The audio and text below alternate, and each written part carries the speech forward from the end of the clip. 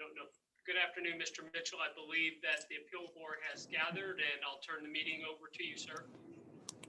Yes, thank you, and welcome everyone to the KSHSAA Board of Appeals meeting for today. It's December 4th, Friday. Couple quick announcements, and then we'll get right into this. These proceedings will be taped, and they're being broadcasted live right now, and they're obviously an open hearing per KSA 72-134 subsection D. So we are an open hearing today. So with that, I will start self-introductions of our Board of Appeal members. My name is Tom Mitchell, and I am the Board of Education President in Blue Valley. I'll go with you next, David. I'm David Morford. I am the principal at Hayesville Campus High School, and I represent the 6A and 5A on the Board of Appeals. Anya Martin. I'm the Vice President of School Board USD 365 in Anderson County, which would be Garnett. Bill? I am Bill Day. I'm the Superintendent of Schools in Lyons, USD 405. I represent 4A, 3A administration. Jason? Jason Walker, Principal of Baxter Springs Middle School, the middle school junior high representative. Jeff? Jeff Kelzer, Onega, USD 322, Board President, representing District 1. Travis? Travis Githens, Superintendent of Schools at Riverside USD 114, representing classes 2 and 1A.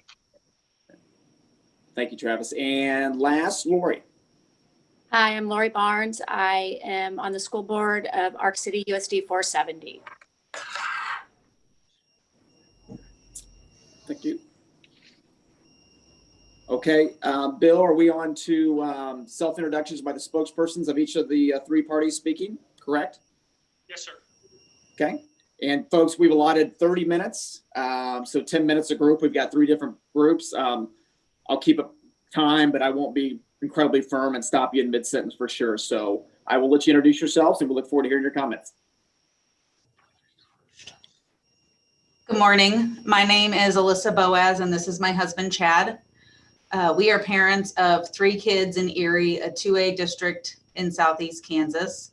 We have 2 sons in high school, a senior and a freshman, both of whom are watching right now, so hi, boys, along with 1 daughter who is an 8th grader, all 3 playing basketball this year. In full disclosure, Chad is also the president of our school board.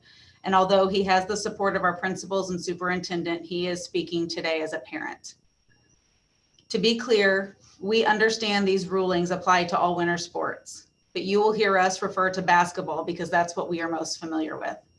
Please do not take that to mean we don't feel the same for every other winter activity. We would like to thank you for meeting with us today to hear our appeal. When we filed our appeal with KSHSAA, we had no idea in doing so we would be asked to represent every parent that filed a similar appeal and had to take time evaluating whether we wanted to take on that responsibility because everyone's story is unique. In the end, we agreed, knowing the outcome will lead to nothing worse than the hand we've already been dealt, removing parents from school activities. As part of this appeal, we all received almost 1,000 pages of emails, letters submitted to KSHSAA from concerned parents, grandparents, healthcare professionals, school board members, students, and even entire school districts regarding the elimination of spectators from all winter sports. The overall consensus came down to a request for parents to be allowed and a return to local control. I watched the KSHSAA Board of Directors meeting last week in its entirety while simultaneously texting my husband and oldest son updates.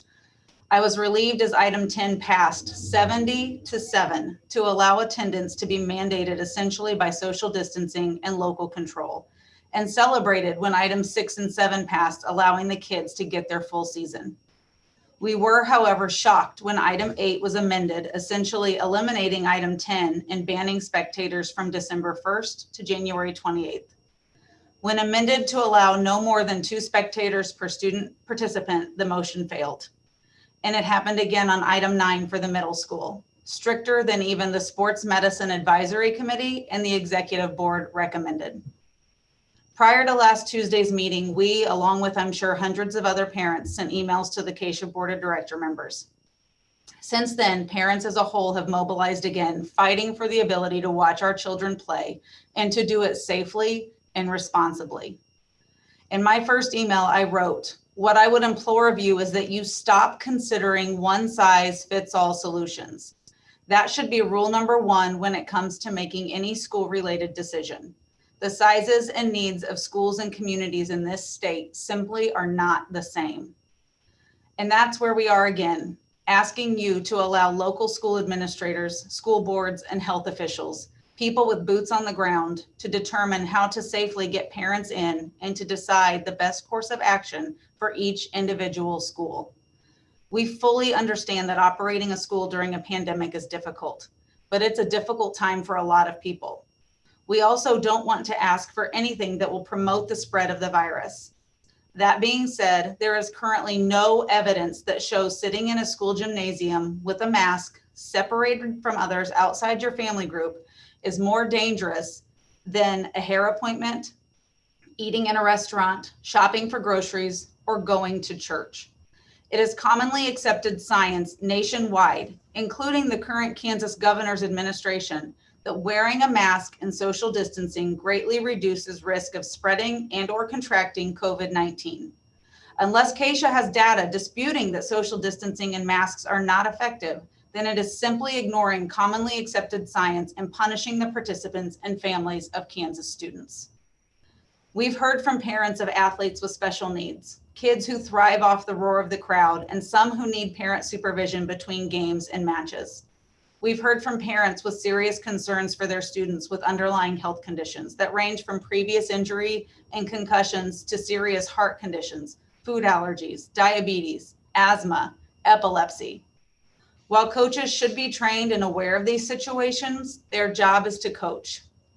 And sometimes things get missed. As you are aware, illness and injury, sometimes serious, can occur during any activity. While some larger schools are lucky, our schools and a vast majority of schools we compete against do not have athletic trainers on site. And I've yet to be or attend a middle school game with a trainer. The paramedic dads, PT and OT moms, and nurses in the stands fill in as needed. I would ask that you stop for just a second and imagine you're watching a basketball game on your phone and you see a child go down. The screen is small, so you can't tell right away who it is. But that child is in pain. Or worse, maybe that child is silent and still, and you watch someone run to get a defibrillator. Don't think that this is just me being dramatic, because it has happened, and it has happened in a Kansas school. Could the parents in attendance prevent it? Absolutely not. But they would be there at a time when their child needed them most. We feel KSHSAA has overstepped their duty to member schools. KSHSAA is not a health organization. It does not have an obligation to protect spectators from themselves or the choices they make in regards to their health. Neither the state of Kansas nor many counties throughout the state have made any such ruling banning people from entering businesses or buildings due to COVID-19, and has thus far left mandates to local control. To find out that I can go anywhere, literally anywhere, except into the public school that we pay taxes on, is simply mind-boggling. What qualifies a statewide organization designed for purposes of providing leadership for the administration of education-based interscholastic activities to substitute its judgment for that of local health officials working in tandem with school boards and administrators? Per Kansas Department of Education's Navigating Change document that was last updated November 20th, in regards to extra and co-curricular operations, it clearly states, consult with local health departments to determine the allowable number of spectators and guests. We understand some schools are requesting assistance on managing spectators due to COVID spread, but we feel it should be the job of KSHSAA to offer guidance and recommendation, not a blanket restriction. Because of varying degrees of severity throughout the state and the different spaces available in each facility, final ruling should be left to local officials. We can no more speak to what our neighboring 1A and 4A schools should do than any other school in the state can speak for us. It is hard to fathom that parents have become or are being placed at the bottom of the list when it comes to the essentials involving our kids. One of the first things we teach them is try. Try this bite of food before you say you don't like it. Try to ride your bike before you say you can't. Try before you buy. Try before you quit. And that's what we're asking you. Try before you say no. Empty the gyms between games and request readmission. Require masks and temperature checks. Hand out tickets. Have a sign-in sheet. Assign seats based on family units. Outline punishments for those who don't comply. If that makes your job as an administrator too difficult, ask for help. I can promise that if you ask a mom or dad of a senior athlete today at your school if they would be the ones to monitor the mask policy or manage temp checks before a game, they would do it. Parents have proven over and over again that they are willing to help. We run booster clubs. We feed kids before and after events. We man fundraisers. We donate. Our school administration and coaches from the top down have said they can make it work. And parents have seen what KSHSAA is willing to take away. I guarantee you parents across the state will do whatever it takes to watch our kids in person. Give the principals, superintendents, and local school boards the opportunity to manage this. We did it in the fall and it worked. As we've worked on our statement here over the last several days, trying to determine the best way to convey how we feel about this decision and why it needs to be changed, we reached out to a few superintendents and administrators that we know around the state. One responded and suggested I might take some of the emotion out of the speech, as it could come across as a whiny parent complaining they can't tend to their child's skinned knee. And he warned those are exactly the kinds of parents some of these ADs, principals, and superintendents are trying to keep out of the gyms. But you know what? This is an emotional topic. We had children because we want to be with them. We want to do activities with them. We want to watch them succeed, and we want to support them when they fail. And to say that it's okay because a parent can watch it live stream on a device is not the same, and not even a guarantee. Welcome to the joys of internet in rural Kansas. The inequity in this decision is felt in areas throughout the state. So you can take what I'm saying here today as a whiny parent who's upset she's not getting her way, and that's fine. But no, there are literally thousands of parents just like me across the state who are devastated what this decision has done to families because it's wrong. And in this year of all years, we should be encouraging parents and schools to work together. Thank you. Thank you, Alyssa and Chad. Great job. Really appreciate it. Next group. I think it's me. Can you hear me? Yes. Sure Okay. can. I'm Kayla Burr. I have an 8th grader at Maxville Junior High. I actually live in Lewis, Kansas, but we contract with Lewis, so my children go to Maxville. I'm appealing items number 8 and number 9 from the meeting held 11/24 of 2020. The basis of my appeal is that a one-size-fits-all solution is not feasible statewide, and this should be a local control decision.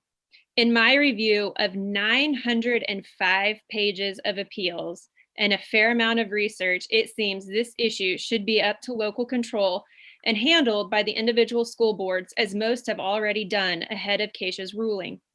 Personally, I'm not asking for full spectators. I'm not asking for full families for every game, but a minimum of one parent, preferably 2, as a responsible party for their minor child. This should be for every game and at most outside of a 14-day window after Thanksgiving and New Year's. I would even go so far as to specify it down to parent and guardian and drop the word spectator. I've compiled comments and conversations from various parents via a Facebook group, text, conversation with parents I personally know. So not all of these comments are my own, but I feel they are very valid and deserve to be heard. While the board graciously decided to let players play and play a full season, they failed to take into account appropriate dates for spectators. Parents or a responsible party for the minor participating in the activities should be allowed to be at every activity and at a minimum 14 days after Thanksgiving and New Year's Eve. When the play date was moved from 1/15 to 1/8, the spectators week should have been appropriately moved back as well. If the concern was truly a 14-day period after a super spreader event, which was determined to be Thanksgiving, Christmas, and New Year's, an adequate date for a limited number of spectators would be December 10th and January 14th. If the intent was truly to help local healthcare workers in slowing the spread from these super spreader events, the above measures are more than appropriate.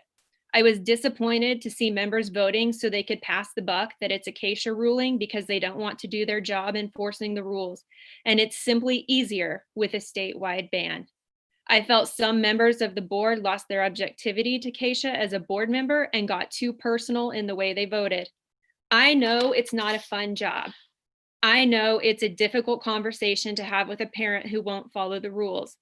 Everyone has something about their job that isn't fun, and it would simply be easier to just eliminate it. We've got to be willing to have the difficult conversations and lead our kids by example. Since the meeting on 11/24, the CDC has come out with a recommendation to lower the 14-day quarantine period to 7 to 10 days.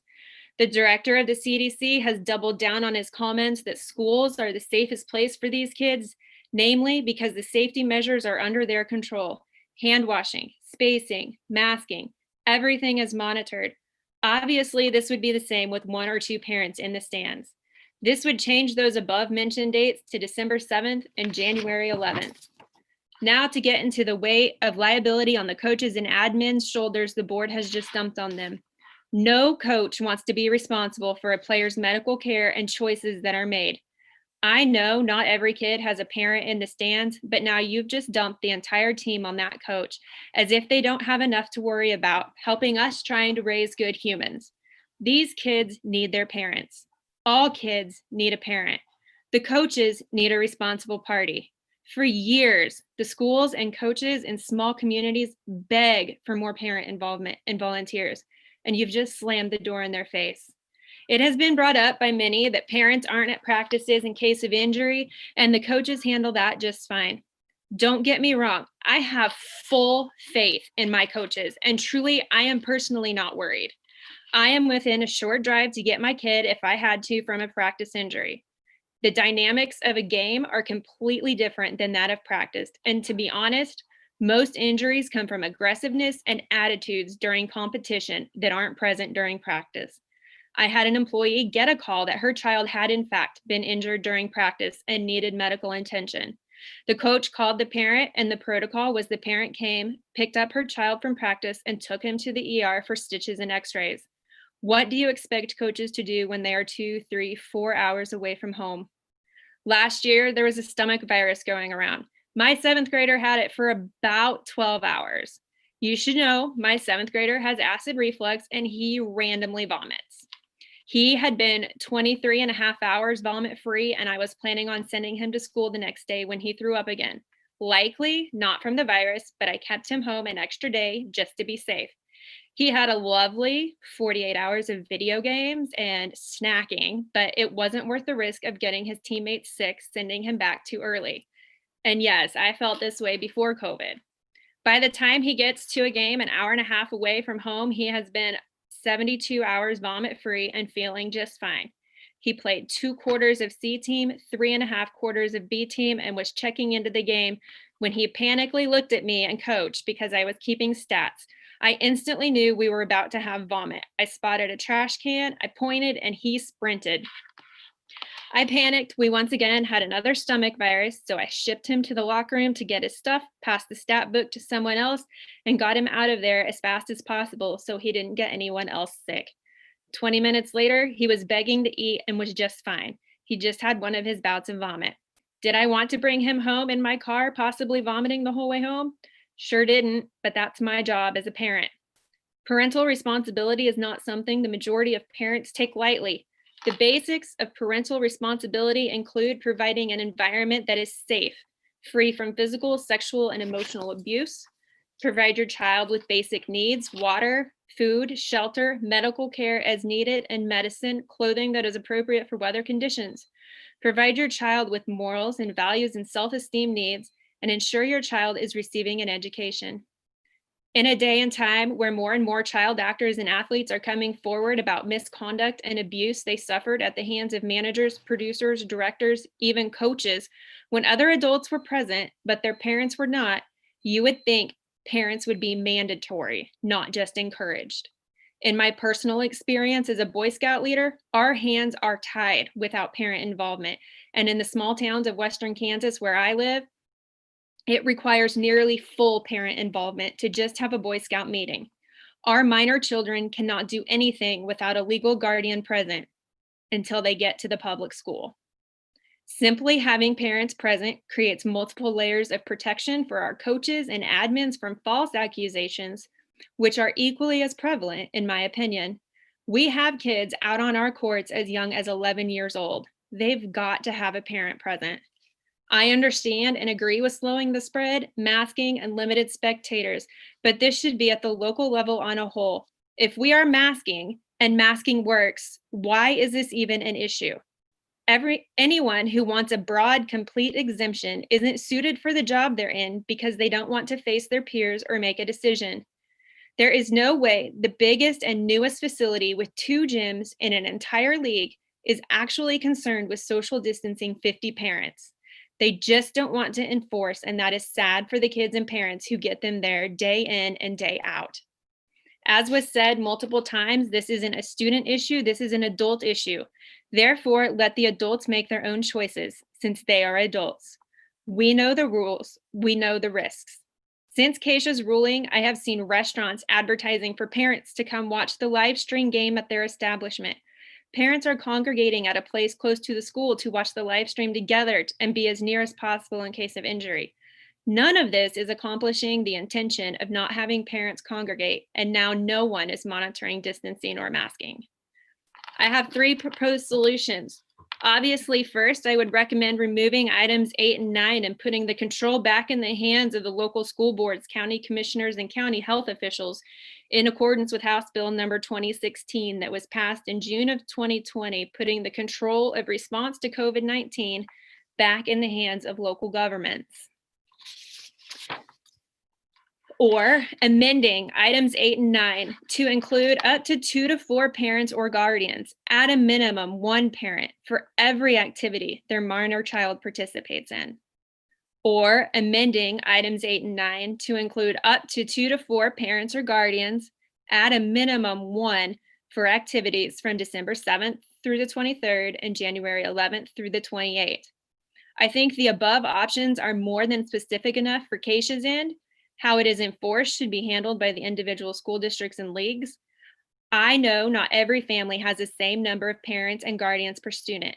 I know there are going to have to be difficult decisions to be made. I would think we as adults can figure out how to make things work without putting undue pressure on our kids. My suggestion to our league or school for enforcing would be to do away with tickets and simply submit a roster of parents and guardians that are on file with the school, along with the rosters for the players to be at the pass gate for admittance to the game. That's all I got. Great. Spot on, 10 minutes. Kayla, appreciate your comments. Thank you. All right. Bill, next group. Hi, this is Dave Younger, Superintendent of Schools in Ulysses, Kansas. School district, about 1,500 kids in Southwest Kansas. So I probably the 2 folks preceding me probably have said everything that I need to say, but I'm going to say it anyway. Okay, so I appreciate Mr. Faflick and the Board of Appeals for responding promptly to the many appeals that we've received and also allowing me to speak today. I watched the Board of Directors hearing last week, and I appreciate the difficult tasks that the board faced with their decision. And I have to tell you, I've always wondered who these people are that testify. What do they know that I don't? Why were they selected to speak? And I found out why. They were the first people to push the send button. I thought a lot about that. You know, that at first that surprised me, bothered me a little bit, because I know I've read these, we've talked about these 1,000, I've read these, okay? I also know that there's a petition online of over 4,000, probably approaching 5,000 signatures to get this changed. So I know there's people that could write better than me, wrote better letters than me, could probably present this better than I can. But I realized that, you know, I want to be the voice for these kids, for these parents, and for these school administrators and staff. I'm a dad. I was proud to cheer for my son and 2 daughters in middle school and high school. They weren't stars, but they were team players.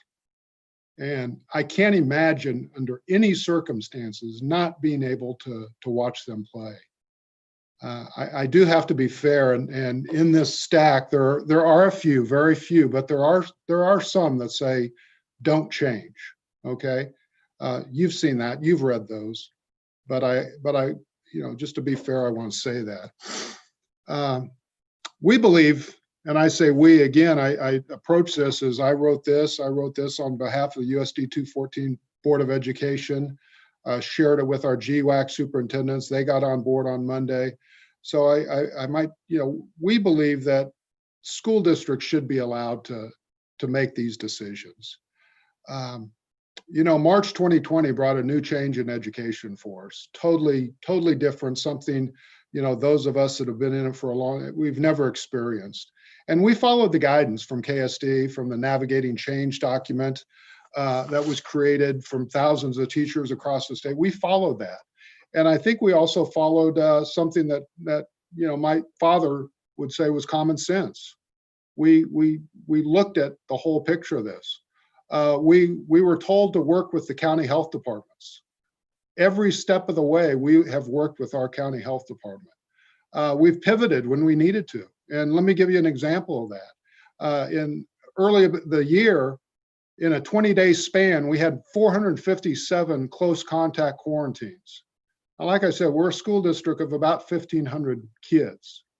457, we sent 457 healthy kids home. And you know what?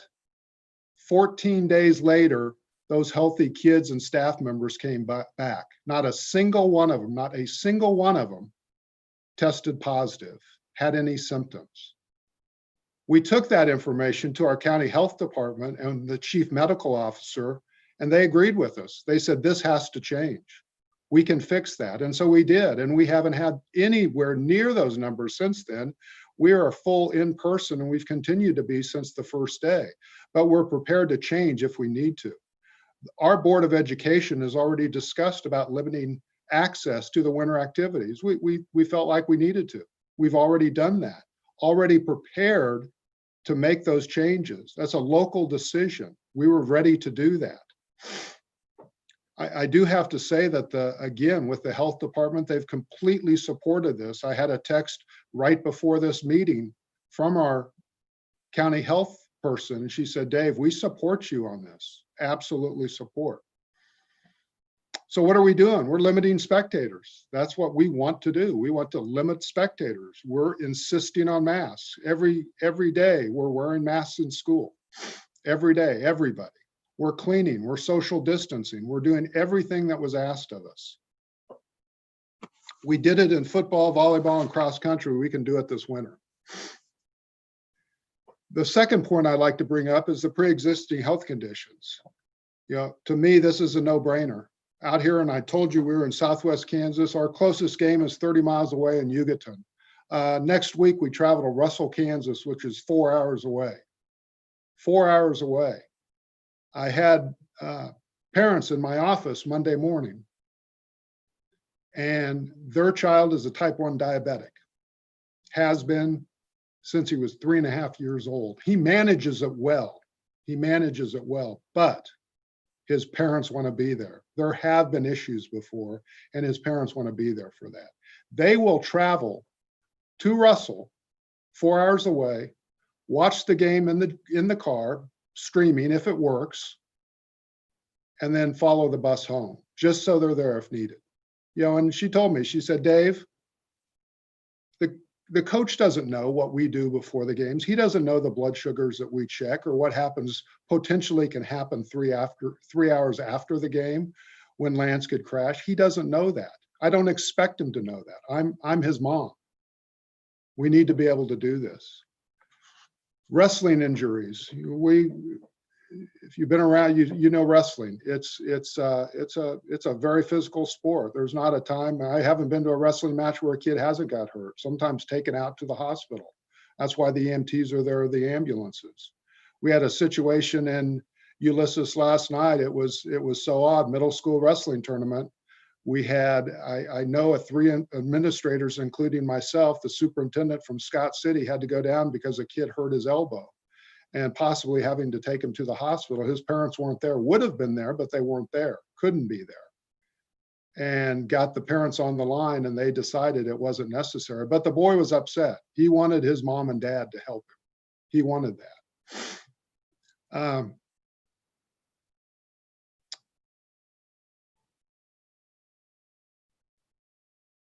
This is a tough one for me. You know, don't minimize these injuries. Unless you've had an accident and you've had a kid die at school, you don't know what it's like. So don't minimize it. We've taken this disease very seriously. We've done everything that we've been asked to do. We can effectively and safely limit access to our games. It's our responsibility to do this. Bill Bierman in Goodland tells me all the time, every meeting we have, he said, this is our job. We get paid well to make these decisions. We get paid well to make these recommendations to the Board of Education. Let us do our job. So I'd like to just close it. I've been doing this for over 30 years, and I love the start of every season. It's, you know, the excitement, the anticipation. It's amazing. You know, that's what we're here for. But I'm afraid the only thing I'm going to feel tonight is guilt. Just guilt knowing that those parents that should be in the stands aren't. And I'm able to sit there and watch their kids. I feel like I should stay home, but I'll be there to watch their kids. So thank you very much for your consideration. Hey, David, Tom Mitchell, before you get off, I read your letter earlier. Will you remind me of the other superintendents who signed your letter as well? Yes, I'd be happy. Assuming that's your league participants, but I just want to double check. It's our league, GWAC League, and we have Bill Bierman out in Goodland. We have Katina Bryn in Colby, Jamie Rumford in Scott City, Mike Waters in Cimarron, Scott Myers in Holcomb, and Adrian Howie in Hugoton. I believe I got them all. Great. David, thank you, and appreciate the comments as well. Thank you. You bet. Bill, I believe that wraps up our 3 speakers in regards to our appellants, correct? That's correct. Okay. So we're on to 30 minutes allotted to our KSHSAA representatives. So Bill, I'll let you take it from here. Very good. Thank you very much, Chairman Mitchell. I appreciate that. And thank you to our appellants. They did a wonderful job representing, and they were the first of many to send communications. And I would share with you that you only got the communications that were true appeals. The other volumes of communications have also received a response from the association, and we'll continue to respond as quickly as we can to those that do communicate with the Kansas State High School Activities Association. Thank you to the appeals board for your service, and especially thank our school leaders and our school coaches for their service through the fall that have allowed school to continue the very hard work that they do to allow students to grow, to be prepared to be successful, both in school now as well as successful in life. I'm going to start, as I always do, by thinking about the mission of the Kansas State High School Activities Association and how important it is to always make decisions based upon the values that we hold near and dear. It is about teaching and learning. It's about teaching and learning and holding students accountable for growth academically, growing socially, growing emotionally, being connected. And that's why the activities program is so important, because of the many truths that they teach, the lessons that are taught through participation. And but why does the association exist, and what powers does the association maintain in regards to this? This isn't about power. This is about trying to have foundational policies that will impact schools across Kansas. At the request of schools, we're a member school association, and our rules are written by and adopted by our member schools and the leadership and the governing boards that we do maintain. The board of directors is granted that legislative authority for the association and has the right to set policy that is there. The latitude of the rules makers is especially broad when acting in areas that are fraught with medical and scientific uncertainties, much like we have in dealing with COVID-19. An individual can be infected, but asymptomatic, and unwittingly infect other people that are around them. The opportunity to participate in activities is not a property right. It's an opportunity to afford it to students to participate. They earn that. It's an opportunity for folks to attend. It's not a property right to attend our contests. Any sanctioned activity is always subject to reasonable, non-discriminatory limitations established by the members that join the association. Just like any other voluntary association, like the Kansas State High School Activities Association, we count on our member schools, we depend on our member schools to follow all of those rules. In this regard, no one likes the rules that have been adopted by our board of directors, but felt that they were necessary. They were necessary because we have been studying this, much like our schools have been for 10 months. And we've had a framework that we have used. There's a lot of unknown with that. It's probably the biggest challenge of how long is this going to last? Who is impacted by this? Who is infected by this? Who is contagious by this? It is so important that we understand that this impacts all communities, east, west, north, south, urban, suburban, rural schools, small schools, large schools, just like our activity program does. It impacts all schools across the great state of Kansas, large and small. And that's why it's important that we know that when our school activity programs continue on, they intersect communities. And it's important that that's part of the framework that we use. And we count on our leaders at the national level, at the state level, to provide guidance for us that we try to assimilate down, to bring to our governing board so that they can make the very best decisions that they can make. It has been a learning, a collaboration, a consensus building experience over the 10 months in areas that we've never dealt with before. We have counted on data to make decisions. That is local data and that is statewide data. Certainly, since following this since May, we know that things have continued to evolve. We've learned more, and that's been important for us. And we thank goodness the health community is continuing to learn as well. We have relied significantly on input from our Sports Medicine Advisory Committee. Those are the medical experts that the Kansas State High School Activities Association counts on. Doctors from across the state that represent our healthcare providers from across the state, other healthcare experts and administrators who are part of that committee, who have come together often to make some important recommendations to the Activities Association that we carry forward to our governing boards. One of those came right before the most recent round of executive board and then special board of directors meetings, and we'll go through that specifically here in just a moment. We also know that participation is optional for activities, and this continues to be that balance that we try to weigh the benefit of participation, just like we saw on the screen before, the benefit of why we do what we do, seeing kids engage and trying to minimize the impact of that. The physical benefit, absolutely, but there's the mental benefit of participation and the balance that is there and the mental wellness that comes from that and the social development that comes from that. The life lessons that are learned through participation are significant as compared to the risk that we continue to evaluate by the students, the families, the schools, and the associations. We all need to decide how we should involve and at what level we should be involved, at the student level, at the family level, at the school board level, and here certainly at the association level as well. We fully respect our local health authorities, and all of our guidance has sent considerations to our schools for our local adoption and implementation, as well as and counting on our local health authorities. But we also operate from a unity and uniqueness foundation, where certain foundational policies are beneficial because our communities intersect again and again and again.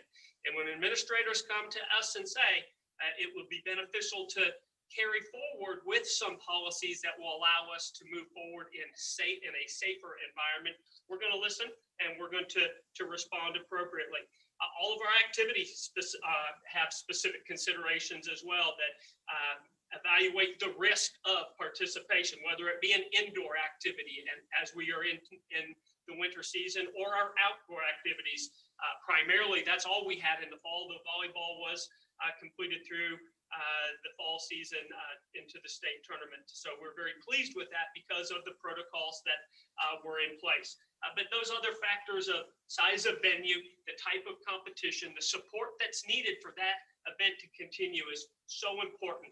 You know, we get to that assessment, we think about regular season, we think of postseason, the considerations that were put in place for the regular season were carried right into the postseason, and nobody liked it that we could not have for our outdoor activities in the fall, a full set of bleachers and unlimited tickets for folks to come to their state championship or postseason tournaments. But the reality was it was necessary to, as you mentioned before, pivot. We needed to adjust because the trends weren't appropriate. We had schools that were hosting and participating that expected us to have a platform from which we're operating. We're very fortunate to make it through to the postseason. And we're fortunate to be here now talking about having kids with the opportunity to participate. That's because of the good decisions our schools have made and the implementation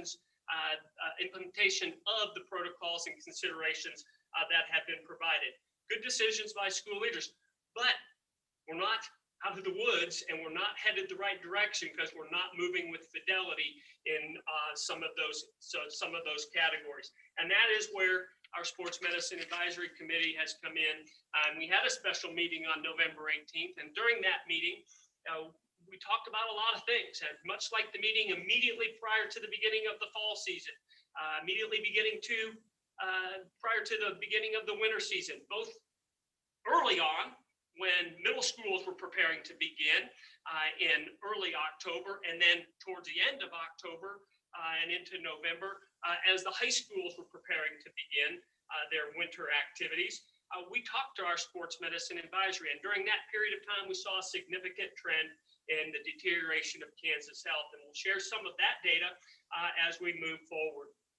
So, it is important to know that there is a difference, and sports medicine talked about the difference between the student issues and the adult issues and the concerns that are relative to both of those. And while students typically do not have the impact of that illness linger, they recover quickly, they still are carriers. They can still spread that contagion from person to person, as well as whether that be other students or whether that be to the adults that are in their world. But certainly adults have had more of the impact. They are more prone to the illness. They're more prone to those issues. And we're not trying to save the adults from themselves, because you're right, they can make those own decisions, but they also impact others with those decisions when they're in large crowds. Remember, in response to input, in response to the data and the recommendations of the CDC and the KDHE, it's to eliminate indoor gatherings whenever possible.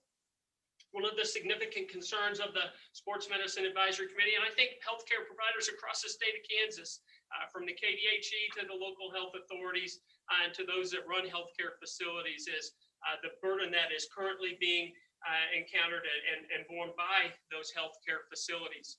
Our doctors and nurses and staff are dealing with capacity issues. They're dealing with the inability from some communities to transfer to other facilities that typically can take those critically ill patients. And doctors are watching patients with increasing signs of illness and deterioration and their data going the wrong direction, but they can't send them to other locations because those locations are full.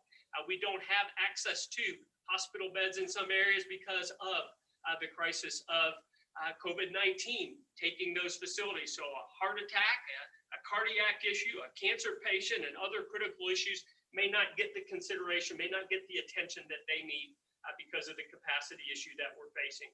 Yeah, the doctors talked at length about the three-headed monster that their term that is right before the Kansas State, but right before Kansas right now, and that's that positivity rate. That's an elevated rate that is the highest it has been. It is moving all of our activities indoors. Again, indoor gatherings are not good. They are the grounds in which transmission can occur. And those are the other illnesses that we often see in the season that is before us. Those flu and other seasonal issues, again, will need to have attention of the medical community, and it's hard to provide that attention and that support across such a broad platform. Our Sports Medicine Advisory Committee is tremendously concerned and has provided good work in regards to mental health. And we talked about that balance of playing, not playing, supporting students regardless, and certainly the mental health and that compromised concern of, are we going to play or are we not going to play? Who are we going to find to play us? And are we going to be able to continue on, and what supports were important there? Bottom line, I think they came out of that meeting with two really strong statements that we needed to consider as an association. First and foremost, that there should be strict adherence to mitigation protocols. No matter what, we all play a part in seeing Kansas return to health and allowing schools to continue on to function with teaching and learning during the day and activity participation in the interscholastic activity program. And the second thing is that, in the opinion of that group, that would be wise to pause competition to allow kids to practice, but to have a period of time where competition was paused, to keep communities separate, to keep kids engaged, to have that physical connection, to have that emotional connection with teammates, with peers, and with coaches, and get through the season that was coming, which is the holiday season, with traveling, with gathering, and the concerns that those bring. Bottom line, indoor public gatherings lead to community spread. Not a single risk mitigation protocol of masking works. It has to be done. Masking, social distancing, hand washing, staying home when you're sick, all of those basics have to be in place. And they're being compromised because we see spread continuing. It may be in the workplace, but it impacts school as well. And when a school activity contributes to that, it's a concern because it impacts the very folks that we're trying to serve, the students. And having more restrictive policies in place was provided. Data points that we often refer to. We have a slide that does show over the course of the fall season, and you can see the positivity rates increasing by nearly 2% of those tested from the end of August, the beginning of September, from 8.5% up to over 19%. That's a significant increase, but the 2-week incident rate continues to go up 450% since the beginning of the fall season. People often ask, well, how come there's a difference between the fall and the winter? What changed? The data changed. We have more of an impact in our hospitals and our healthcare system. We have more of an impact in our schools with adults who cannot perform the functions that they need to perform for activities to continue of teaching and learning, as well as interscholastic activities. And you look at the increase and decrease line of that, and you say, well, it was only 3.5%, but that's only because it went up 130%, 106%, and 54%. So yeah, it's holding flat, or it might be slightly decreasing, but it's being maintained at a very high level right now. And that's a concern.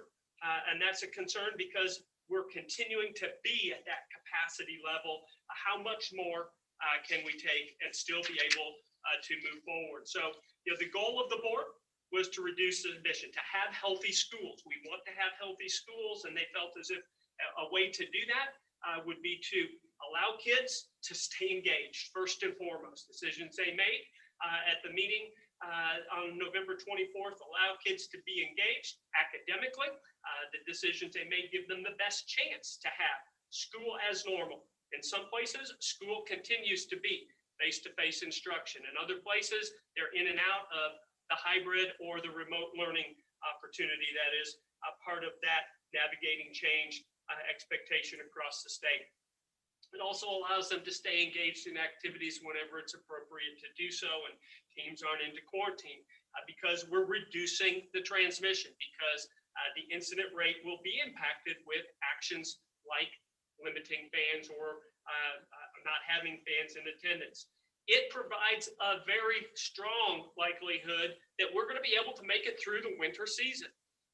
There's no guarantee. Do you want to play the winter season now in December and January and not have the opportunity to finish that season? I know a bunch of basketball coaches and players and parents that would rather have the end of the season than the beginning of the season, because last year did not end well. No one liked that then. No one likes that now. And we'd rather be able to participate at the end. And if that means a little bit of giving up now so we can have that end of year, that's a really good thing. All of the decisions that the Kansas State High School Activities Association has made relative to responding to COVID-19 has also been to position ourselves so that we can have a spring season. And the likelihood of being able to go into a spring season that did not exist at all last year is strengthened with decisions that the board has made. No one likes those decisions, but felt as if they were necessary. That reduced impact on school instruction means that we have healthier adults that are able to serve in the capacity of teachers and support personnel to allow school to move forward.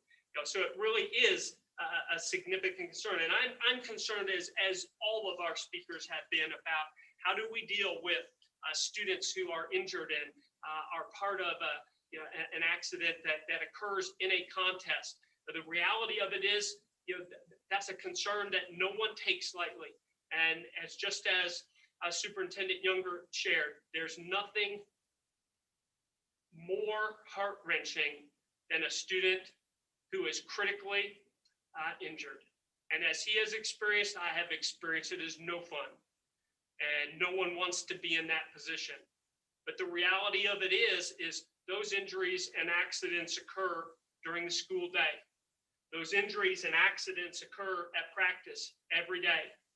And we don't have parents there, and our schools are obligated to have an emergency action plan in place. If you have ever attended any of our training sessions, we always talk first about student health and student safety when it's fresh in people's mind, and when it is when good decisions and best decisions are made. We talk about those things first because it's there. We also know that not every parent attends every game.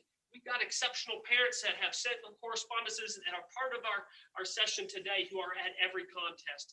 And I appreciate that. But as a coach, I knew that I needed to be prepared because a parent might not be there.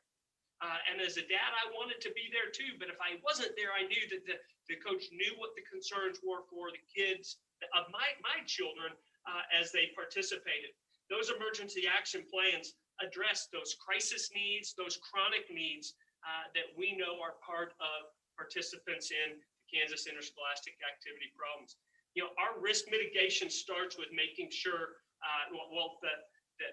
the emergency action plan starts with first dealing with that crisis situation, making sure that we are engaging the medical professionals, those that are on site or those that need to be called to the site. They are brought into attention to provide that immediate support. And then the next thing you do is you call the parents. You get the parents engaged because they may not be there.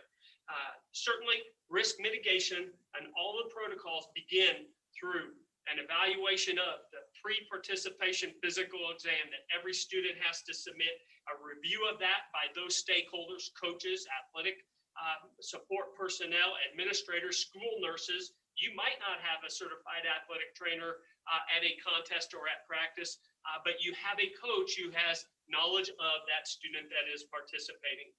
It begins and continues with communication. It involves the stakeholders. It involves the proper equipment.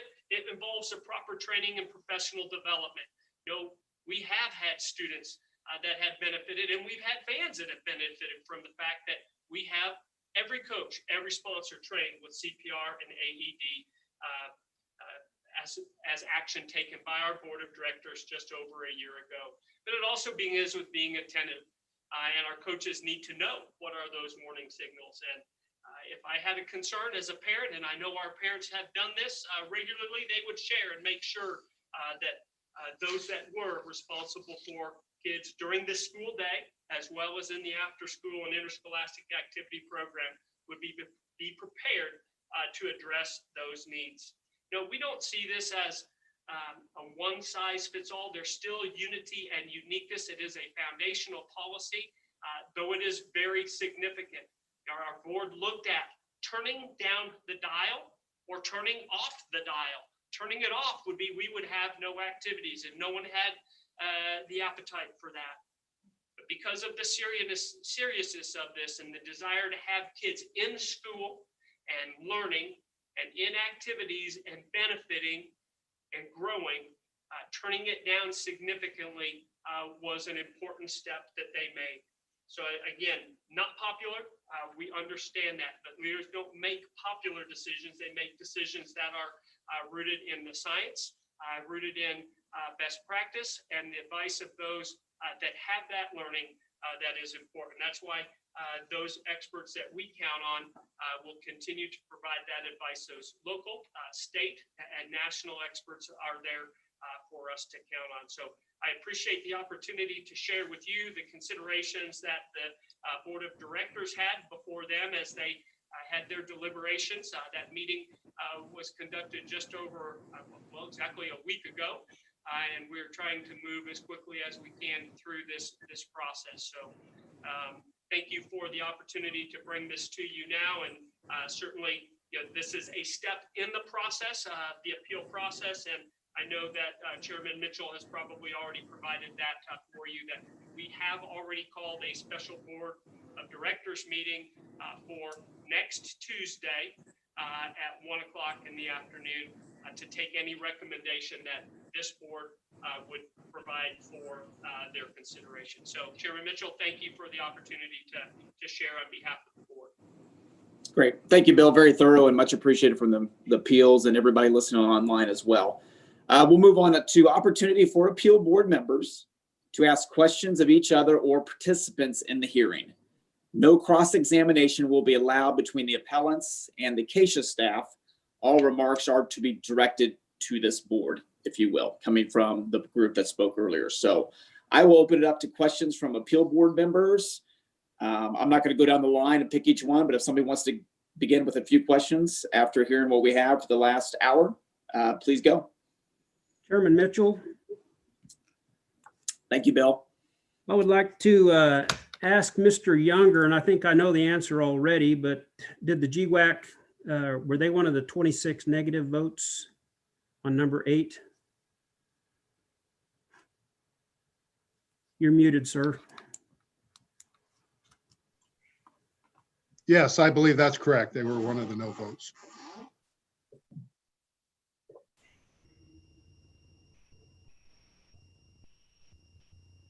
I have a Bill, question. Go ahead. Oh, I'm sorry, Tom. Please go ahead. No, I was just making sure Bill was good, but please have at it, Travis. This is a question for our group, I guess, as well. I may have missed one in my reading of copious amounts of data in a short amount of time. I wanted to ask both the parents and some of our members here today, in terms of the other day's meeting, the meeting on the 24th, parents expressed a lot of concern over the let them play. Was there ever, and this is really for parents and members of the group, was there ever a concern prior to that meeting or the outcome of that meeting about a consideration of maybe no spectators? Did you all have any foreknowledge of that at all? I'll answer that. You know, we were very excited when the vote came in 70-7 that it's going to be local control, and then we felt like the rug was taken out from under our feet, because in the original agenda there was a 15-day window where fans were not going to be allowed, Parents understood that. And then it went from 15 days to 2 months. Thank you. I have a question for Director Faflick. In that no spectator amendment, in that amendment, Mr. Faflick, did that amendment, was it prior discussed, or did it come to the floor without any prior discussions in terms of the possibility of being an amendment that day? Do you recall, or can you speak to that? There was an amendment during the meeting to allow 2 spectators throughout. That was not supported, but prior to the meeting, it was not posted. There was a period of time, a moratorium on competition that was replaced by the opportunity to participate immediately at the beginning of the traditional high school season. That window was identified to be December 1 through January 28th. One other question, Mr. Chairman, and that is for Mr. Faflick, is with that in mind, was your sports medical committee, was that a part of their recommendations to have a no spectator policy? Was that discussed with the SMAC? I'll use the acronym. How did that play out through that process? Sports medicine advisory is opposed to any indoor large gatherings, and that has been a consistent theme. They were fully supportive of the plan for once competition resumes to have that period of time with no spectators in attendance and limited at the middle school level. There was initially 2 per middle school athlete for the last 2 weeks of January. It was kind of like I mentioned before, it was turn down the dial, now begin to turn it back up by beginning activities, having practice, now begin activities, now bring parents back in to the point where everybody felt like we could do this, and we did it incrementally. Thank you, Mr. Chairman. Yeah, good last question, Travis. I was wondering the same, so appreciate that. Other Board of Appeals members with questions? I have a question on the data sheet that Mr. Faflick put up that showed the incident rate. Was that for the state of Kansas, school specific, sports specific? What was that in relation to? That is I'm sorry. I was just going to make a point of order, Mr. Chairman. I thought Right. you had said in our rules that we hadn't the ability to make questions of each other. I would echo that. Oh, Correct. so the appeal board can ask him questions, but I did. Okay, you're on the same Correct. You can ask us questions, Chad, if that makes sense. Well, Yeah. Your interpretation of that incident rate sheet, do you know if that was just the statewide, if that was school related, sports related? I never heard where that came from. I'm pretty darn sure it's statewide. Looking at that, I think everybody's nodding their head and would agree with me as well. I believe it's statewide, Chad. But Back to that graphic that was presented by the Activities Association, those data points to be considered there, that was statewide data. Is that correct, Mr. Faflick? That is correct. That is correct.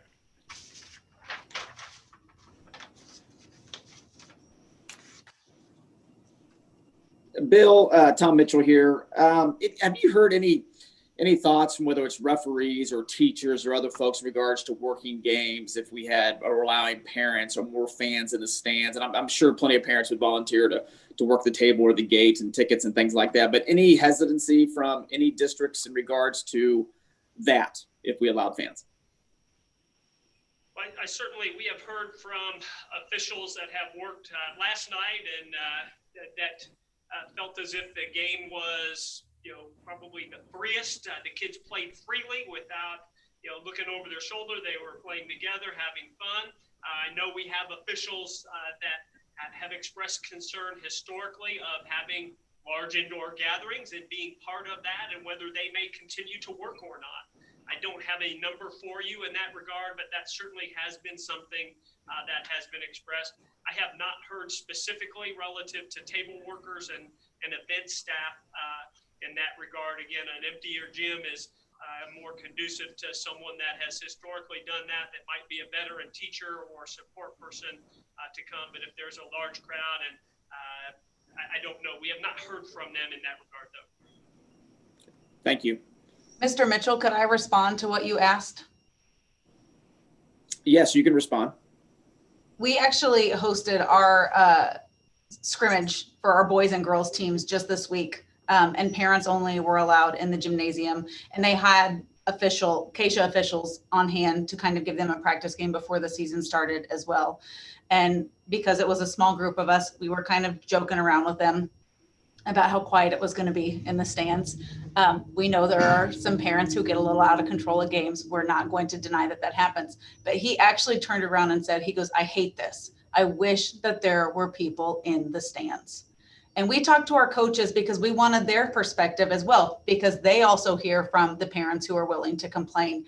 And one of our coaches said to me, she said, I have always felt bad for those kids on the teams who don't have parents that come. I've always felt bad for them. She goes, and now they are putting that burden on every student that participates in a winter sport. And that's not fair. So I just wanted to add that we had heard actually from officials as well on that situation. Thank you, Alyssa. Questions, other questions from Board of Appeals members? David. Yeah, I have a question for Mr. Faflick. Bill, the board of directors meeting took place on Tuesday, the 24th, in which the edict came out about no fans in the stands. We held football state championships pretty much statewide on that Friday and Saturday, with fans and several fans. It looks like, as some of the pictures that have occurred.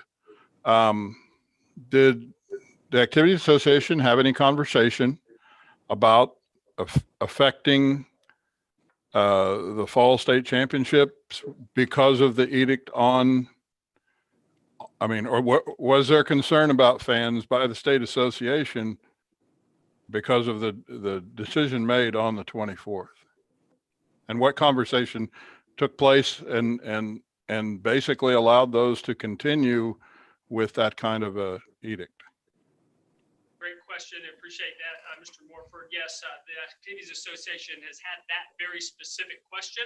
We asked directly the last question we asked our Sports Medicine Advisory Committee before the executive board meeting is, should we continue in light of the recommendations that we're going to be playing out? Do you support us continuing with our fall championships, which at that point in time were going to be conducted 5 and 6 days after, or 4 and 5 days after that meeting? And to a person, they were all supportive of that because risk mitigation protocols were in place that limited attendance at every site. Masking was universal. Attendance was limited to 50% at a maximum, though some pictures, people didn't work. Social distancing didn't work because they wouldn't separate themselves. But there were plenty of bleachers available at the sites I attended. There were seats available, empty sets of bleachers available at those sites. But most significantly, David, those activities were outdoors. That's an outdoor activity that took place. It was not an indoor gathering. So with the combination of outdoor activities, risk mitigation protocols in place that needed to be followed with fidelity, the Sports Medicine Advisory Committee went on record with us saying, yes, we're okay with, believe that those should be, season should be concluded. And I'd like to ask a follow-up question to that then too. With the agenda of the board for that meeting on the 24th that went out fairly early, if I remember, did that agenda come out prior to volleyball state championships? And were those same questions asked for the volleyball state championship? No, that was after state volleyball, Mr. Morford. That contest occurred out. That discussion all took place after gymnastics, which was an indoor championship as well, and volleyball had concluded. Okay, so the decision by the executive board to put that on the agenda occurred after the indoor championship, is what you're saying. That's correct.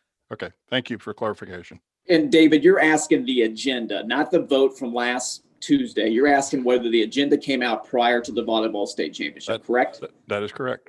Okay. Mr. Mitchell, one more question for me, if that's all right. Yes, Chad, go ahead.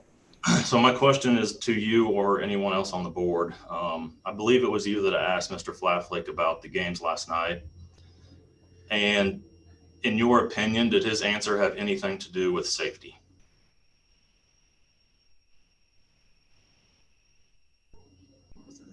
Comments from the board in regards to that question?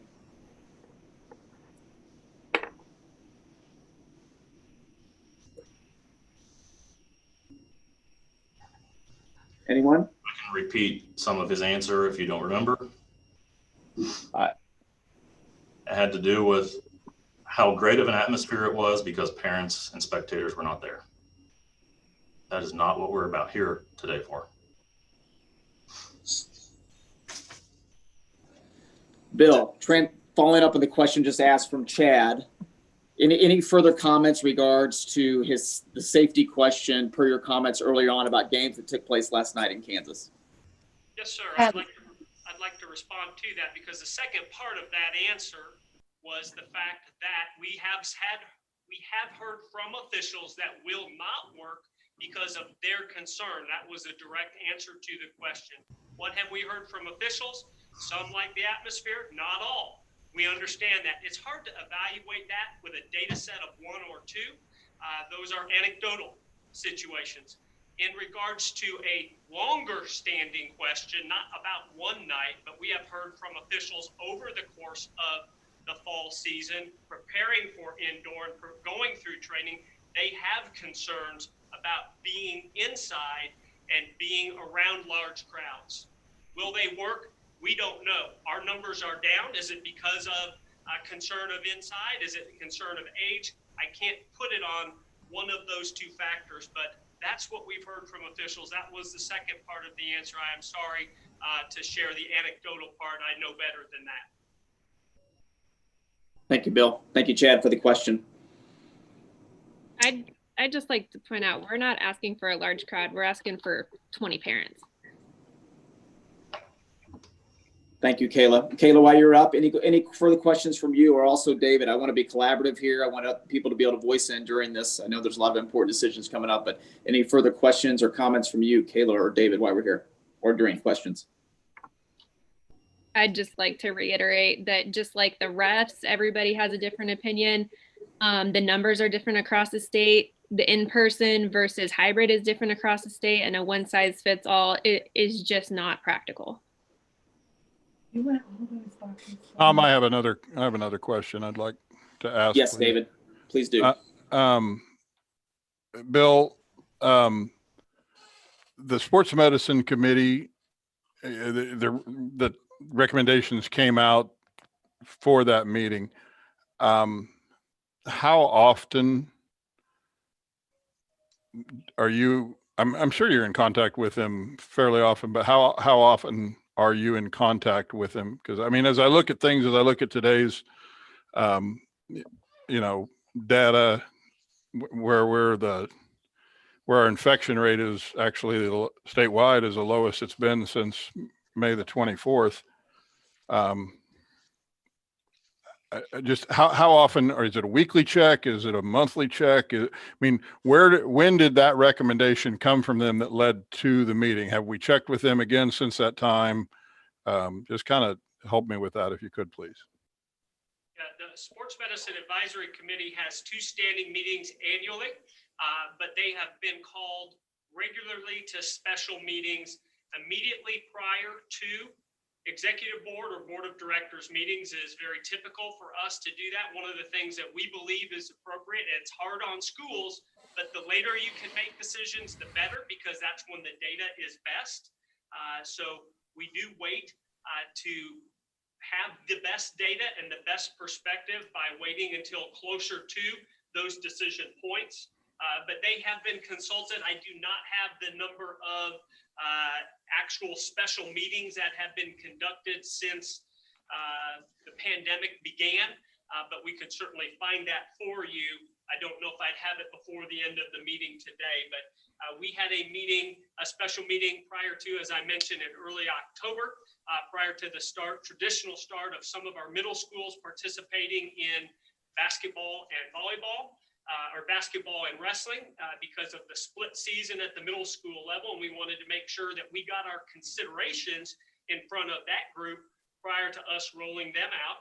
We waited a little bit for the bowling and swimming and diving because those are primarily high school activities, and they didn't need to have those considerations in place until practice started in mid-November. And that is also when we went back to the Sports Medicine Advisory Committee as the winter activities were beginning their practice season. So hopefully that answers that portion of the question. If I left a part out, please let me know, Mr. Morford. Has there been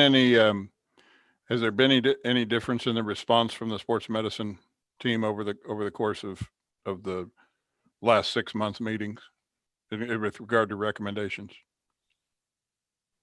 Say that one more time, please. Has there been any difference as far as the response from the sports medicine group to KSHSAA over the last 6 months regarding those meetings that you've had with? I mean, have they said, okay, yes, we're okay now? No, we're not okay. I mean, what has that, understand the advice from the PowerPoint you shared, but what has that conversation, how has been the flow of that conversation? Right. Until we had the special meeting of the Sports Medicine Advisory Committee, they had said, play on. We can work together with risk mitigation protocols. Let's continue to play on.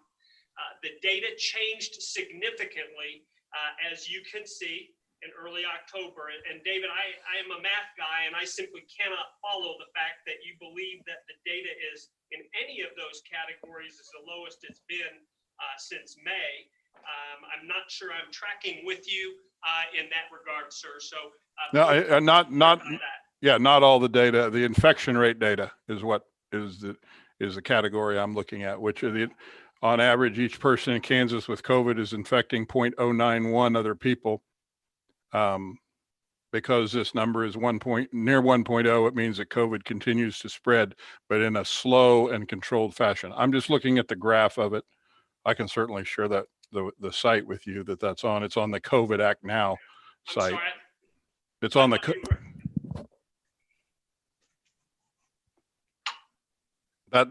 That's was the data I was looking at from the COVID Act Now site. Gotcha.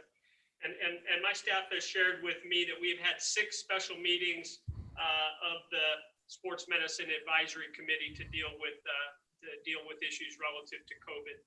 Okay. In addition to the annual 2 meetings. Okay. All right. I appreciate it.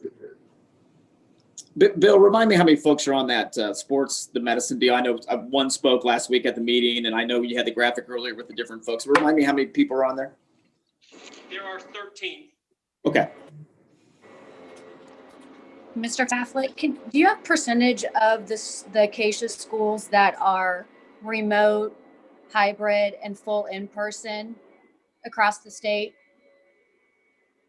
I do not have that data, Ms. Barnes. That is not data that we have tracked because it has changed frequently. I believe the KSDE tracks that, but that is not something that we have at our use this morning or this afternoon. Okay.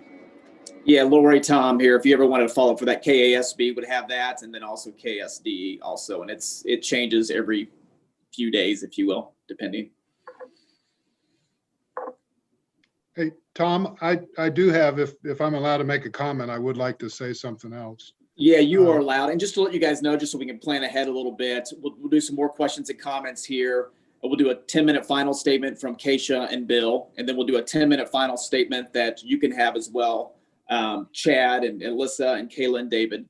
And then we'll start the deliberation in regards to the appeals board. So just let you know. But yeah, please do. Well, I just when we talked about last March, when I mentioned last March, we canceled the spring sports. Kids didn't have a season then, and they were all outdoor sports. And knowing what we know now, maybe we could have played those safely. I understand that. But I just want to make the point that throughout this whole pandemic, we've been encouraged to work with our county health departments, and that's exactly what we did. Our county health department has given us the blessing. I can't speak for the rest of the state. They have given us the blessing to play with limited number of spectators. And I just can't stress that enough, that that's what, and I not going to argue with science and the doctors and what they say. And I saw yesterday that there's highest number of death totals in the US since this whole thing began. Again, we understand that, but we feel like we can do it safely, and that's what we're going to do. I'm more convinced than ever right now. I worry about in January. Are these kids, we talking about having a season in January, but are we going to be able to play? That's the crystal ball. None of us know that answer. I understand that, but I worry about January. We can do it now. I don't know what January is going to bring for us. And when we have to make that tough decision, we will. Thank you. Mr. Chairman. Thanks, David. Mr. Chairman, I have a couple questions. Yes, Travis. Specifically, Mr. Faflick, I don't mean to put you on the hot seat, sir. I just want a couple clarifying questions about the Sports Medicine Committee, specifically about championship protocol from the fall and volleyball for inside. Did they have did they help in the development of that championship protocol for your state playoffs and state championships? As you're referencing the championship protocol, are you talking about the bracket protocol, about those in quarantine, or are you talking about the considerations that each school has put into place? I'm sorry not to be more specific, sir. I will narrow that question down. Correct. The championship protocol in terms of the masking protocols, social distancing, cutting of spectators, in terms of limiting number of spectators, were they involved in that specific with volleyball this fall? Yes, sir. They've been involved in all of those. Staff generally will write those based upon a synthesis of what national governing bodies have suggested for their respective sports, as well as what we believe other states in the area are doing, and in the Midwest doing the collaboration with that, as well as what we believe fits best in Kansas for how our championships are set up. We're unique when we're in 7 different sites, not all in one site. For some of our understood. Sports medicine reviewed all of those, provided input for all of those before they're released and posted. Reason I ask that, sir, is as a follow-up is, were any of those protocols, looked to be implemented, or were they considered by the State Activities Association for implementation across classes, that is statewide, for all KSHSAA sponsored or sanctioned events, not just the playoffs, but for all activities in that capacity for high schools and middle schools across the state? Were those considered for this fall as a recommendation unilaterally? The hope of sports medicine is that all of those considerations would be implemented with fidelity at every member school across the state of Kansas. The board never took action to make them a requirement, just simply as a consideration, as a guideline, as a best practice for schools to know and have that guidance as suggested. As my last follow-up question, so the executive board and the board of directors looked at that as guidance, but did not mandate that, or it was not recommended for mandating across the state. Is that okay? Thank you. Thanks, Travis. Hey, Bill, just a broad directed towards you, but I would love for my fellow appeal board members to chime in as well. In regards to county regulations, and again, I don't have all the, but we have federal government rules, we have state rules, we have county rules, we have school board thoughts and cities and things like that. We have 105 counties in Kansas. Any word, I would love people's thoughts as well. You know, some counties are different than others, obviously. And man, if one person in that gym, it could be a spectator, the scorekeeper, or a player has COVID or follow up, they find out they have COVID, they may be quarantining both teams and all the spectators in that gym, which shuts down a couple programs and other things. So I know that's extreme, but I know we've experienced a little bit possibly in the county I live in, which is a large one. But any thoughts from what maybe you hearing from other county and their health departments, or from my fellow Board of Appeal members, or what they would do in instances like that?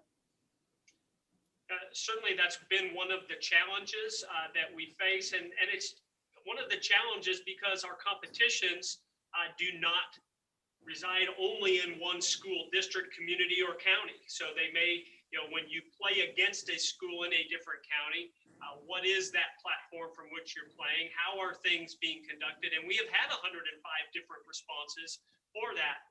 There has been inconsistency even on this. And just as Superintendent Day suggested, he's got a local county health authority that said, we support you. And just as I shared with the board of directors and the support material preparing for their board meeting, a document signed by a large number of counties that wanted to support the restrictions that were put in place. Because what happens in Douglas County doesn't just stay in Douglas County. What happens in Geary County doesn't stay in Geary County when school communities intersect in competition, more so when fans intersect and use that same space. Play is a little bit different. Sports medicine has suggested that is able to continue on, but the adult transmission was a huge concern. That gathering inside is certainly a concern. I understand it doesn't need to be a large gathering. At some point, a line needed to be drawn, and our board drew that with 0 spectators, only support personnel that were needed for that event to continue on. Okay. Bill, wasn't the recommendation from the health committee of not having activities, and the board? Yes. That was a recommendation, right? That is correct. Okay. Any other thoughts on my question from other appeals board members? What's going on in their county? Well, I'd like to follow up on David's question there, Mr. Morford. The question you asked specific to Mr. Faflick there regarding, could you clarify that for some of our board members might not know what that question was? Well, I just, maybe I misunderstood what Bill had said, and I'm really not trying to pick on him here. He's in a tough situation. Absolutely. I know that. I know that, and he's a good friend of mine. But it sounded like he said that the recommendation from the medical community was to go ahead and that's kind of the way he took it. From the medical community, go ahead and have sports, but the danger was to have the parents there. That's the way I took that answer. But my recollection of the original proposal had the committee not recommending to have sports, and that the board of directors chose to go the other direction because they felt that the sports were so important. So I was just trying to clarify that a little bit, because the board of directors, and again, very, very many are friends of mine, and I've been on that board before. They chose what they felt was best for kids by making that decision, even though it may have gone against what the sports medicine committee had recommended. They then chose not to go. They then chose to go with the recommendation of no fans. I know there was a big concern, and I know there was a lot of parents that said,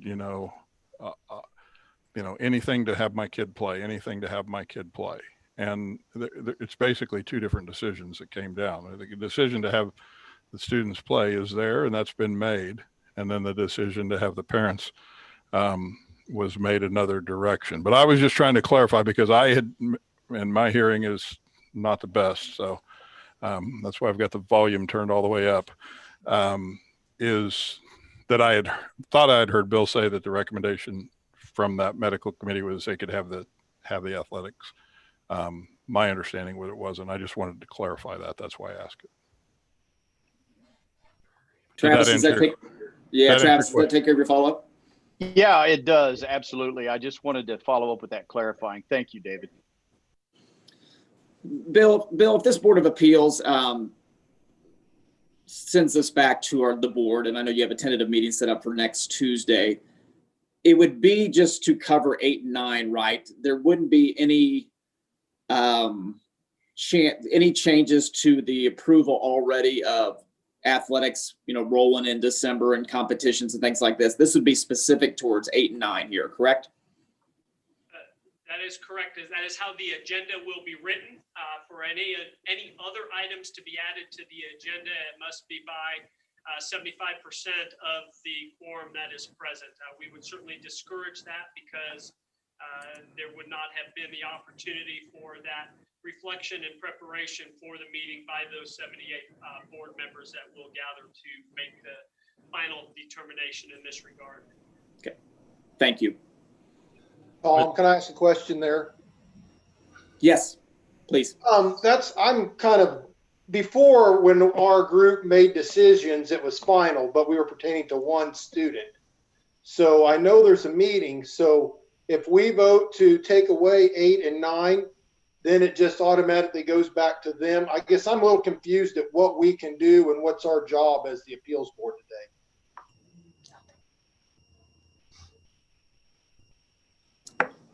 Yeah, I think you're a great question. I mean, this will come here.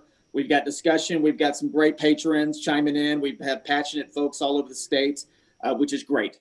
And we could overturn this today, and it would go back to the board of directors as well for a final decision, if you will. Am I correct, Bill? I mean, that's our role here, whether we either it goes back or we decide we're going to uphold it, the decision, and that it stands the way it is right now, correct?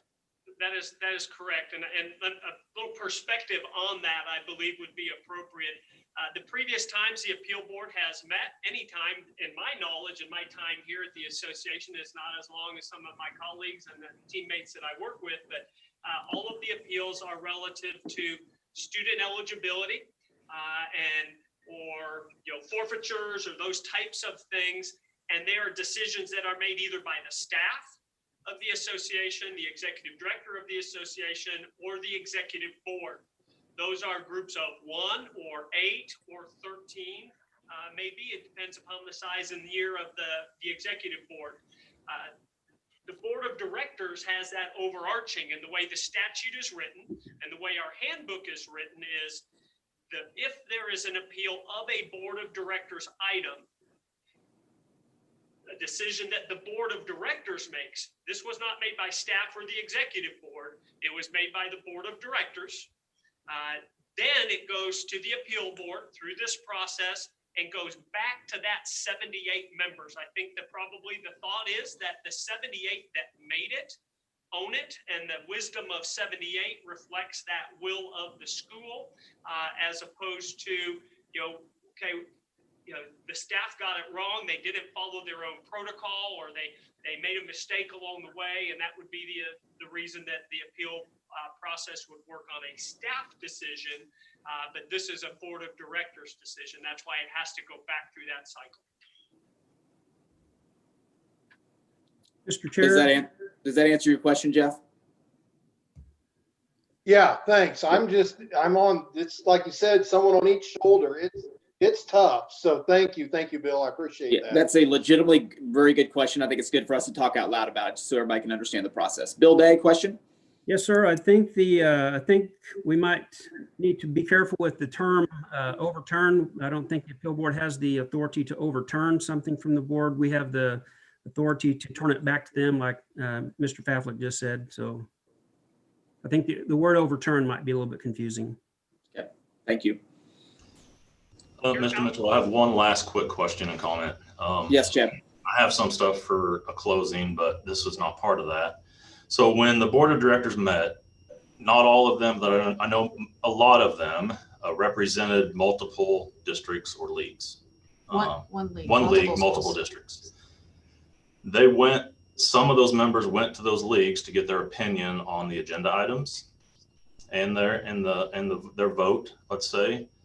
Well, then the board of directors meetings took place, and the agenda was, I mean, zip solid from the beginning.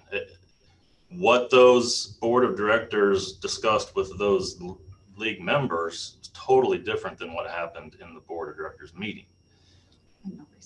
And no recess was called to go back and see if they were comfortable with that. As we have board members on the appeal board, I'm a school board member myself. I'd have a hard time voting on something if I was getting the opinion from other people that had nothing to do with the vote. Does anybody agree with how that went down? Oh, I would definitely like to agree, because on 580, when I heard Mr. Faflick talking about what was going to come up with that meeting, I think he was interviewed for 30 or 45 minutes on sports radio, and I loved it. Thank you, Bill. But, you know, there was never nothing mentioned about no fans. It was just about starting the season in January and the executive board getting direction. So, Chad, I think I'm totally on your side there. I know what you're getting at, that they went into a meeting and didn't know. They asked certain questions, but then what happened was totally different. And I will tell you, Chad, from an administrator's perspective, that I would imagine almost every single one of those leagues, when they met as administrators, talked about all of these various possibilities that could happen. What if, what if, what if? And the voting member of that league had marching orders from his league on what to do if, you know, item whatever changed in whatever format. So it didn't catch them all by surprise. I'm sure that most of them were relatively well prepared and knew what their league wanted to do. That's probably true, but I know there was a motion for a recess so that at least one could go visit with their members, and that failed, unfortunately. Yeah, and if I remember the comment from the other members who were speaking, it was, you know, they've had time to meet with their leagues already and talk about that, and they should have been prepared.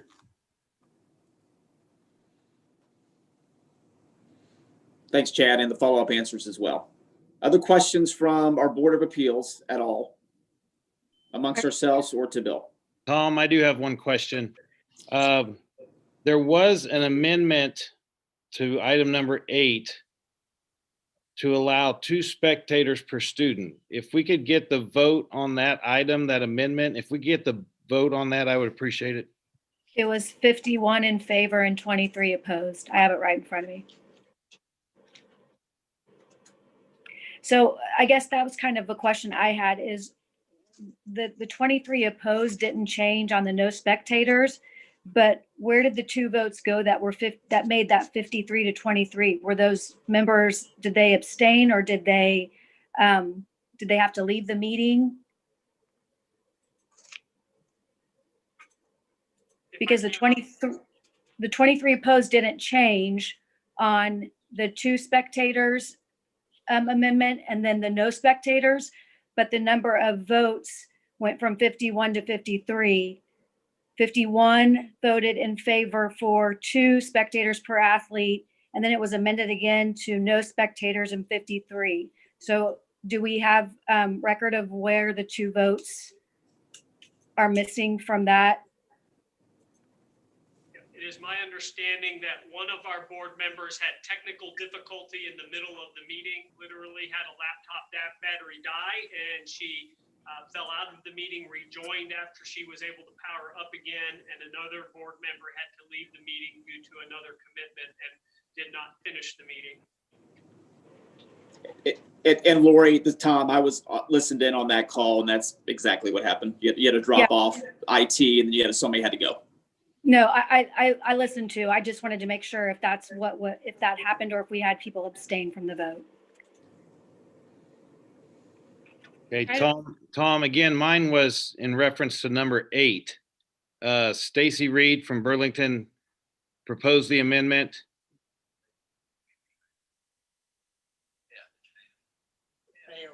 It failed. Yes, do we know the vote record on that one? I know it failed. Do we know the numbers? We're looking those up for you right now, Mr. Walker. Yep. Okay, thank you. I was just going to point out that the sports medicine recommendation was to allow parents after the 14 days. I mean, their recommendation was not until January, but then parents after 14 days from the super spreader events. And at that, middle school needed 2 because those kids are not old enough. So. While somebody's doing some totals, does anyone Yep. have a total of the total number of amendments that were proposed to amend the original agenda in the course of the 24th meeting? That is the meeting from 11/24. Total number of amendments proposed or acted on.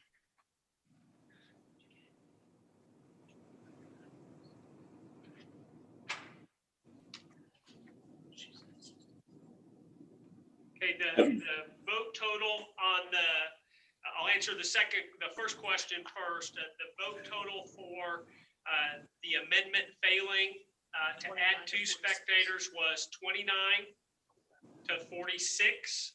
29 in favor, 46 opposed to add 2 spectators. The total number of amendments that were part of the meeting are captured in the minutes, and I have not counted them, but certainly could do so if you'd like us to do that. I'll have Mindy do that. She's scrolling through that right now. I think I'm getting to 15, everyone, but I may be off here. I counted. I think 12. we had 15. I don't know if that's an accurate count. I think that's high. I'm thinking it's closer to 8 or 9, but I again, we'll have to go through the agenda to do that quick count for you. Yeah. I thought it was 9, but my Yeah, calculator. if someone would just check the math, forgive me. See, I would have missed the moon on that one. See, so I check my arithmetic there. Thank you. Tom, I have a question while they're counting up votes. And Bill, this is a protection question, a protection for you, a protection for everybody. After reading through the 1,000 emails, which I did, has the association had obtained any legal advice regarding if we have like a catastrophic injury while there is a parent ban in place? That is a question that I did share with legal counsel, and with the recognition that we always have that same exposure, Mr. Morford, because we always have practices without parents present, and we also have events where parents are not present. So Okay. it was not anticipated that would be an elevated risk. Okay. And in that legal conversation, was there any conversation about like a due process on a decision like banning parents? This is the due process for that. So Okay. yes, I reviewed that with him to make sure that with Mr. Forbes, to make sure that we were consistent with statute as well as handbook bylaw. Okay. I appreciate that. I appreciate hearing that. Thank you. You bet. The answer to the question for Mr. Githens is that there were 9 different amendments voted upon by the board. That's been confirmed by multiple staff members that are counting. I thank them for their counting.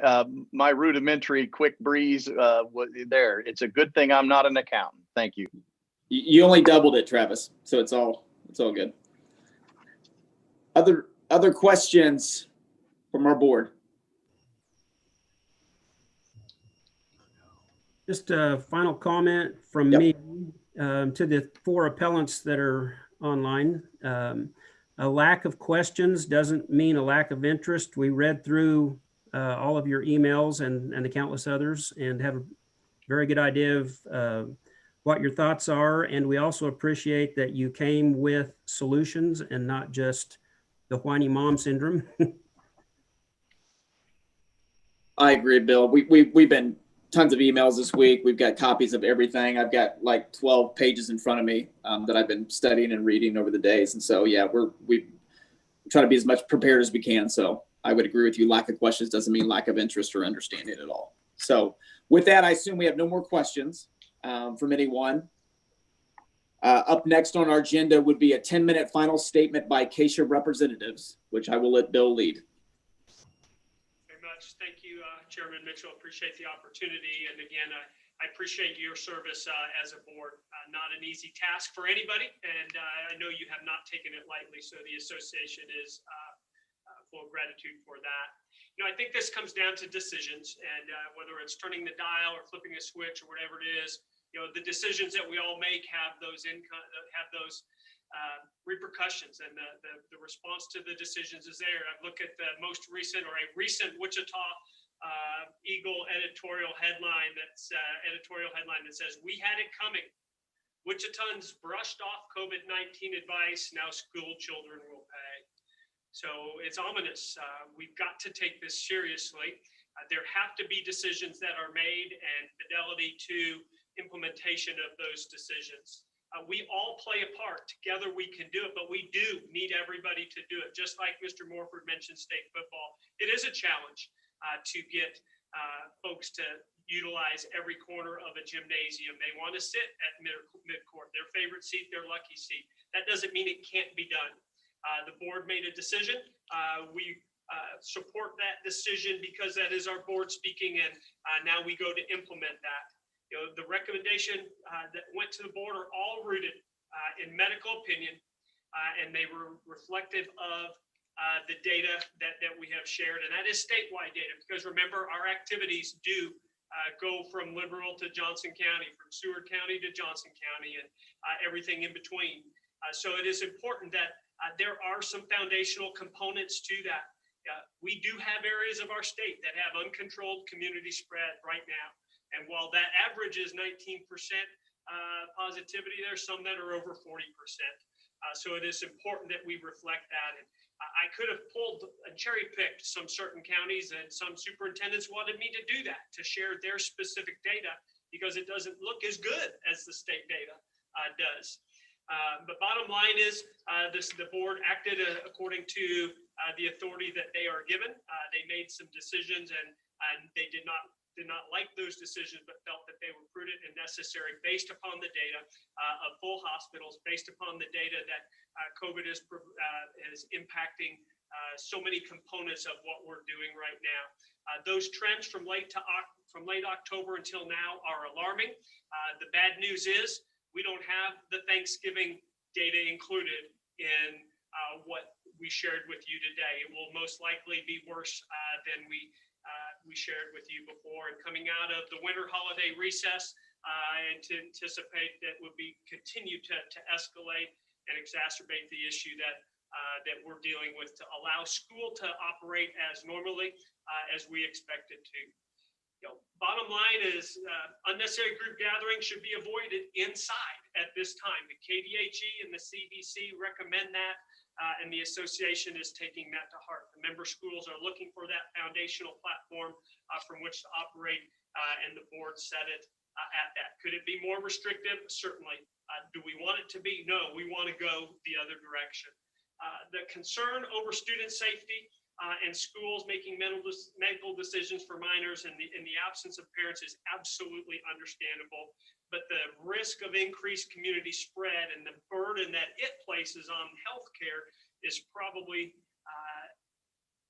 as significant, if not more significant and urgent at this point in time. Is it a one size fits all? No, nothing will ever be a one size fits all, because our activities are unique, our facilities are unique, our schools are unique. How you implement that will be unique.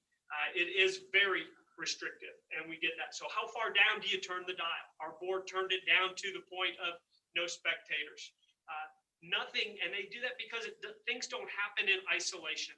You know, we can't just wear masks. We can't just social distance. We can't just wash our hands. We have to do all of those. We have to avoid large crowds. We have to be together on this issue. Never a popular vote, but this is not a situation where it can be ruled by a popular vote, because we know what parents want.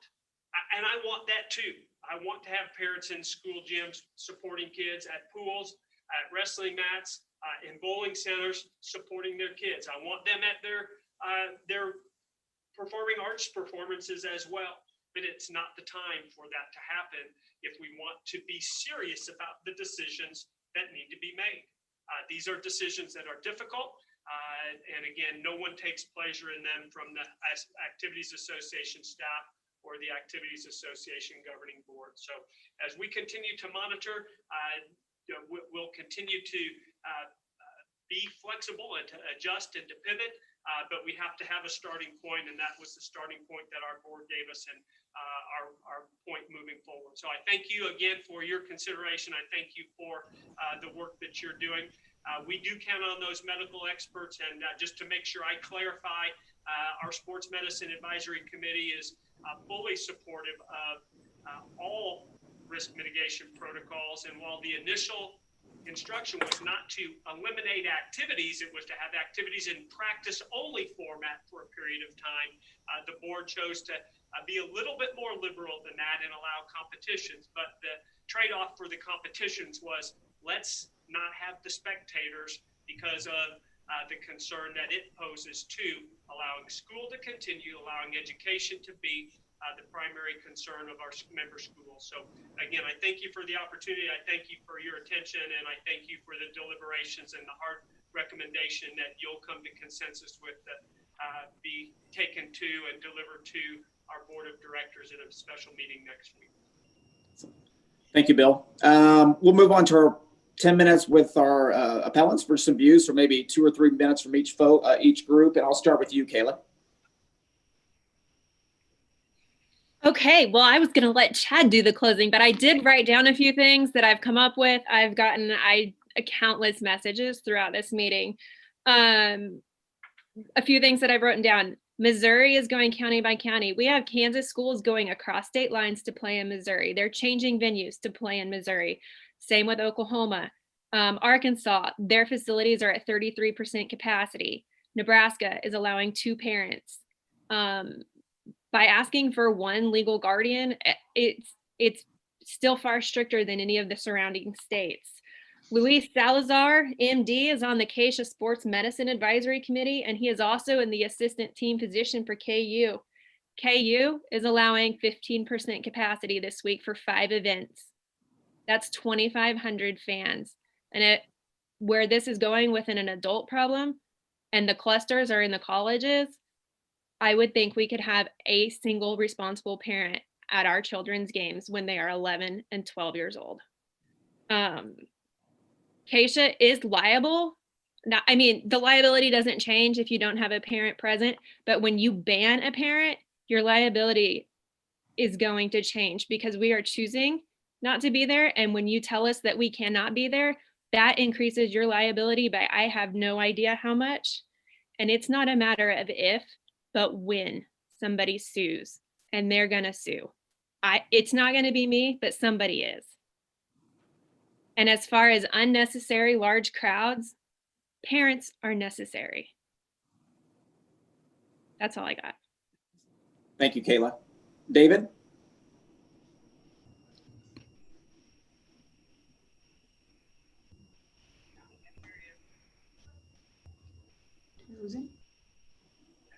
You're muted. Oh. Nothing from David? Is he still muted? I'm still mute. I'm sorry. I do that all Okay. the time. We know it's your first Zoom call, so. Yeah. Okay. No, I just like to thank the Board of Appeals for listening to us today because we are passionate about this topic and want kids there. And I received the same message about KU, and I feel like we ought to have our parents there. I think it's important. I also checked with an attorney, and exactly what Kayla said is because we're banning parents, we are liable for that because it's not their choice not to be there.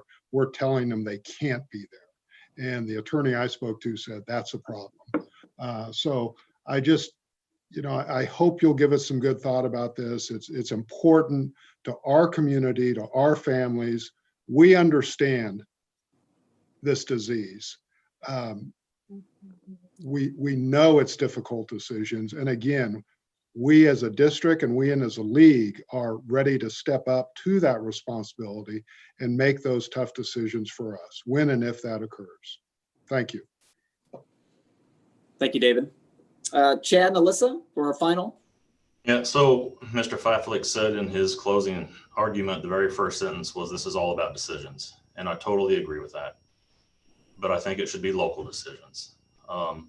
We all have heard that the vote on the 24th was 70-7 in favor of local control, and then that was immediately taken away.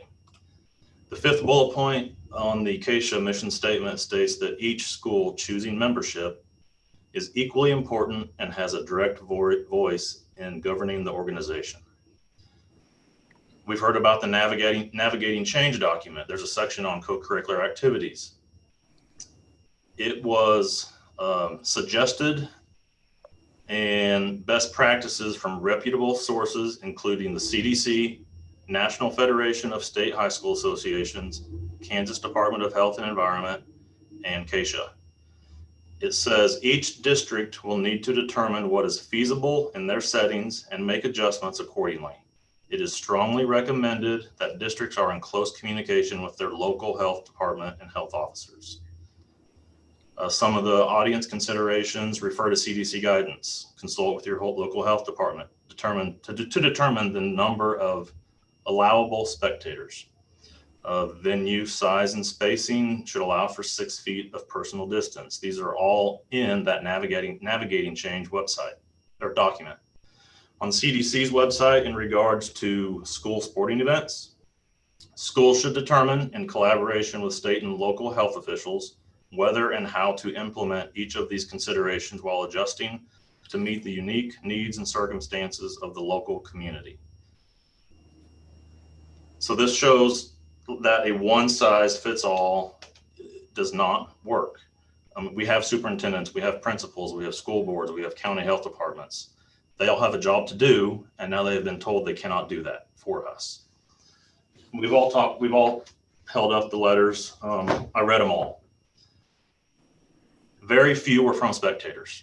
There were some grandparents that said, "I love seeing my grandkids play.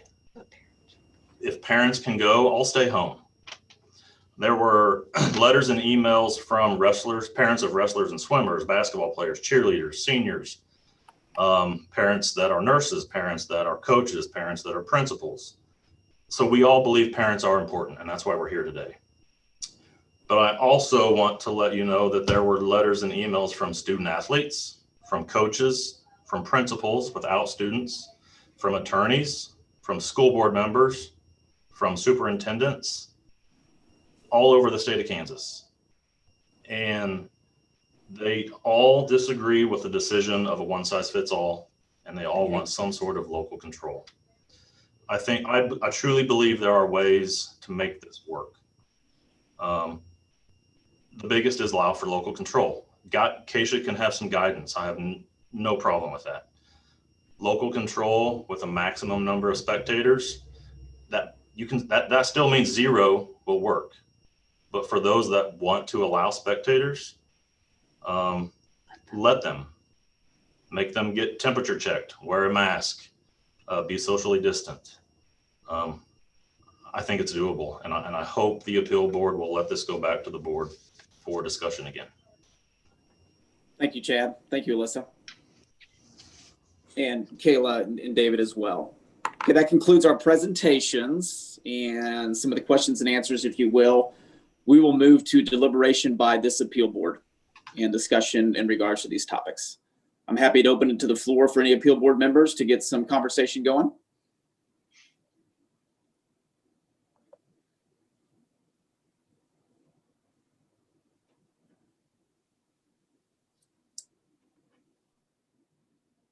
David, Travis?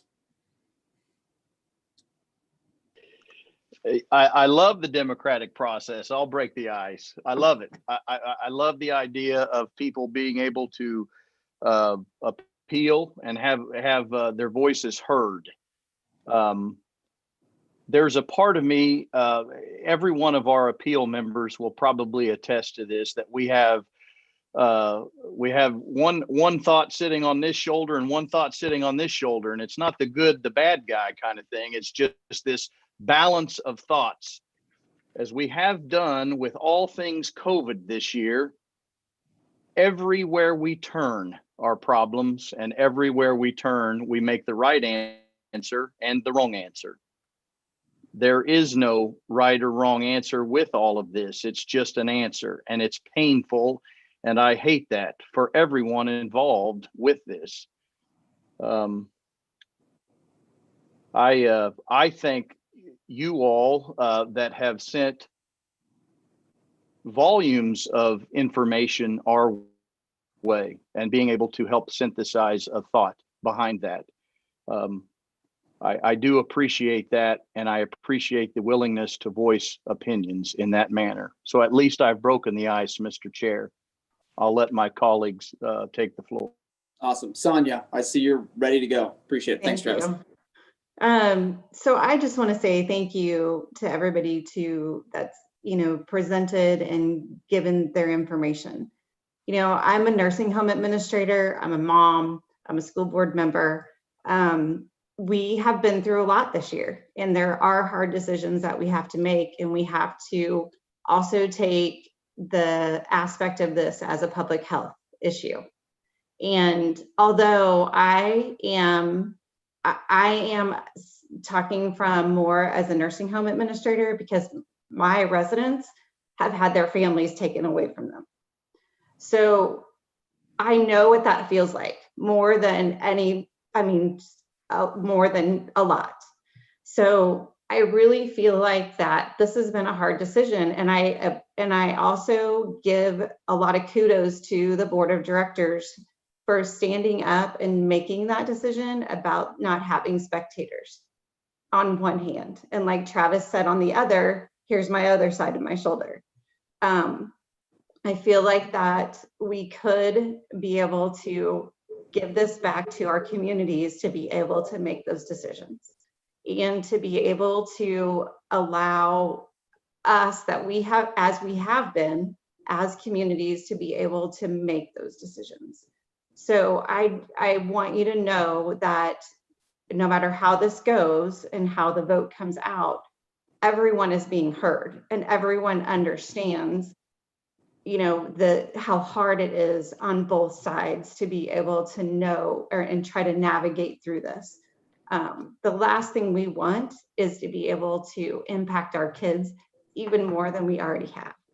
So just take that for what it's worth, but also understand that this is a huge decision just because of the public health issue that we have in front of us and everything that I see on the healthcare side as well.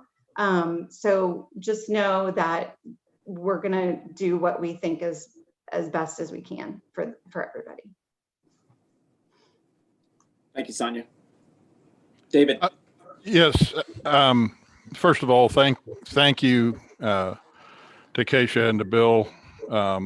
Thank you to Chad, Melissa, Mr. Younger, and Ms. Burr for eloquently representing your heart and your feelings and the kids across the state of Kansas. Truly appreciate it. As a high school principal in a large school, this has been a tremendously difficult year with a wide variety of things. And to make a decision like this is exactly what everybody's saying. You've got two angels on your shoulder tugging each way. My district chose a while back to go no fans, and that was an extremely difficult decision. And it was so we could have sports. With that said, I'm not sure that's necessarily the right choice for across the state, and I'm not sure that my district will always stay with that because it was a local control, local choice at that time.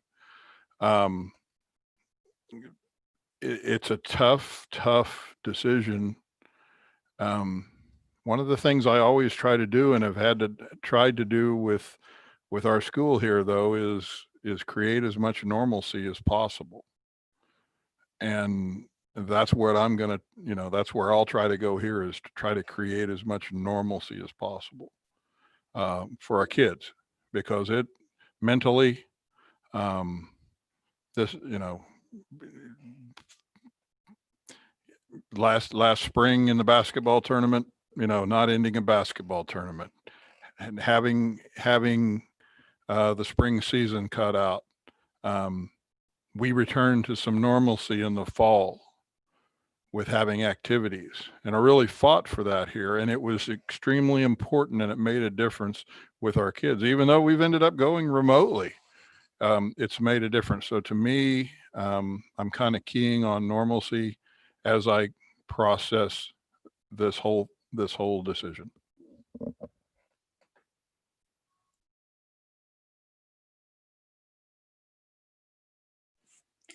I'm going to sound like a recording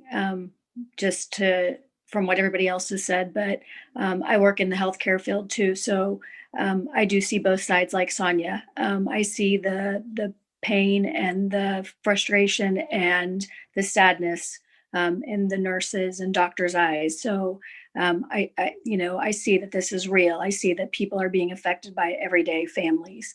But my mom's side of me and my parents' side of me, I had the privilege of getting to watch my son play in the 4A state football game. And I can't imagine not being there. I can't imagine not having made those memories with him and being able to see him on the field. So I understand the pain and the frustration of being able or being told that you can't watch your kids play. I can't, that piece, I feel it as a parent. And, I think that districts have done it. They've done it across the state. We saw them do it in fall. There were some teams that had to miss games. There were some teams that had to sit out, but it can be done. And I think the ADs and the superintendents and the school boards, want the best for our kids and for the parents. And, I think that it's something that is doable. And I think that they're prepared, both sides. They're prepared to make it work if we can't have spectators for a while. And I think they're prepared to make it work if we are allowed, going to put it back on the districts or allow two parents or one parent. I've seen it done. I've seen my kid play, and I know that the districts are going to make the best situation, out of what we decide to do here. And so, I'm just going to sound like a resounding board here, but I've got the two angels on both sides as well. I see the science side of it, and I see the parent and the heart side of it as well.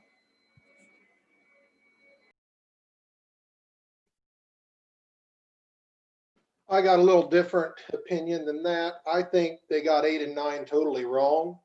I really do. I think they came in as a group, and I think the executive board is going to watch this appeals meeting and listen to us and the thousands of emails and letters. And, I think they'll come back with local control or 1 or 2 parents. And in my opinion, that's just what's got to be done on this. And also for the liability, I think that's a bigger issue than what anyone on that board really thought about that day. That's just my opinion. Thank you. Bill, do you want to comment in as well? Sure. Just ditto. I got those same 2 guys arguing on my shoulders, and I have since last week when I was watching the board of directors meeting. I thought, man, I'm glad I'm not on that board. And then lo and behold, anyway, I know a lot of those KSHSAA board members. I used to serve on the board too, like a lot of the appeal board members probably did. Almost every single one of them is a parent of an athlete. They didn't take the decision to do this lightly. I listened to their deliberations. Just like Mr. Faflick has said several times, nobody wanted this. Nobody wants this. I listened to several of them state that in order to have a season and possibly, hopefully have a postseason, this was the best route to get there. So I know that they were struggling. Most of them are not just parents, but they're also coaches. They're also administrators. So they see several sides of it. And Let's see. Oh, I know. Sonia and Laura, you guys both talked about the medical field. This year, principals and ADs are in the medical field too, unfortunately. We've been thrown into all sorts of medical conversations that we're not trained to have. David will agree with that. Well, both of Davids agree with that because I know you're making sort of medical decisions in your school and district. But an increase in COVID would necessarily mean a decrease in the season and probably even the postseason. So I get that. That's one side of it. But I also know there's another side of that too. I know that even before all of this started, I heard some administrators say they just want direction. I know they were tickled to death last week, like it or hate it. They at least had direction. I don't think that it's going to hurt anybody's feelings to go back to the board of directors, however, and let them redeliberate. So that's kind of where I stand. Thanks, Bill. Travis, I know you broke the ice, but you want to jump back in for some comments here, or are you good? Well, I'll surmise by saying this. It is a shame that a virus has helped perpetuate us fighting each other. But what I do know, and what I have faith in every day, is that everyone on this call, whether it's here in this Zoom call or watching the YouTube video, are here because they care about kids. Mr. Faflick cares about kids. His staff care about kids. And it may put us seemingly on opposite sides of some issues, but I can tell you this with all assurity, we are here because of kids, and we remain here because of kids. None of us take this lightly. All of us are considerate and deliberate with all of these discussions. And I thank the board. I thank the executive board, the board of directors. I thank Bill and his staff for all they've gone through this year and will continue to go through as we battle the virus and not each other. Thank you. So I'll give my comments. I think everybody else has spoken. I'll hit a similar perspective, and I'll talk at both sides of my mouth a little bit as well and have the double shoulder like everybody's alluded to. Tom, I don't think Jason had a chance to speak yet. Oh, that's right. Jason, I'm sorry, man. That's fine. My bad. No, you're fine, really. I know we all have to make tough decisions, and I know that sometimes there's unintended consequences that go along with those. I am confident in the 8 people that are on the board today, and I am confident in the 78-member board of directors in their judgment and their preparation for the decision that they had to make on November the 24th. And I hope that they will see it as another opportunity if this does come back to them, and take the advice of the 13 medical sports medicine folks on that committee, because they're using the best information that they have at the time that they are forced to make a recommendation. And, we've all heard from lots of people across the state prior to November the 24th and plenty of them after that meeting in preparation for today. And so, I just like to say that the amendments were made with the best interest of kids in mind. And the first thing that most every email started with was let the kids play, let the kids play. And they did. And I know that was their first goal, was to do what was best for kids. And I hope that, as they restudy or have an opportunity to look at new information, that they will, again, try to do what's best for kids. Thanks, Jason. Appreciate it. Again, some different thoughts here. Not really different, but just my perspective on this. And again, I was talking to some fellow appeal board members prior to this meeting. I'm not sure if you'd find a more passionate person in regards to the value athletics and activities have for our student athletes across this state, and specifically in the community that I represent in Blue Valley. I wear it on my shoulder. I think it's just well-rounded kids, and it just helps with the overall mental health and every aspect of that. And everybody knows that. Thrilled to death, fall sports happen and we're successful. thrilled to death winter sports are happening, and we were able to get some competitions going this week. You know, I'm the board member that shows up at random cross-country meets and the state championship games last week when Blue Valley North was playing, and excited to be there. I've got a freshman son who's on the freshman basketball team at Blue Valley Northwest. One of the best parts of my day is driving him to practice and dropping him off at 6 a.m. because I've coached him my entire life and I know how much he enjoys it. So I get all that as much as anybody, and I really do. I want our kids to finish the season, and I want our kids to be able to go through the state championship this year. And I want our kids to, coming up, have a full spring season as well. And I want to try to get through this sooner than later. And I also want to respect Bill's thoughts on some of this, and also the board of directors that passed this pretty handedly. And again, maybe didn't have all the facts, things changed, 9 different amendments, couldn't keep up. So again, I can be a bigger fan of sports and activities, and I'm blessed to live in an area where I can get to my kids' games and all in 15, 20 minutes, and hearing 4-hour bus rides, or my new friends from Erie, or maybe past friends now from Erie, talking about the time it takes to get there. I totally get that and understand, but I'm going to honor the board's decision, at least my thoughts, and I'm going to just get myself through missing my kids' games over the next 7 or 8 weeks. And I'm hoping this thing gets better, and then we can have a wonderful end to the season, roll into spring sports. And then I don't have to be on any more appeal board meetings like this because life does get better. So those are just my personal thoughts here, and a little dose of what maybe my athletic directors are feeling in my area. And man, I worry about my county health department coming in, and one person in the stands has it's COVID. And so we're shutting down a couple teams and those fans. And I want us to take some baby steps here, and hopefully we can continue the season. So those are my thoughts.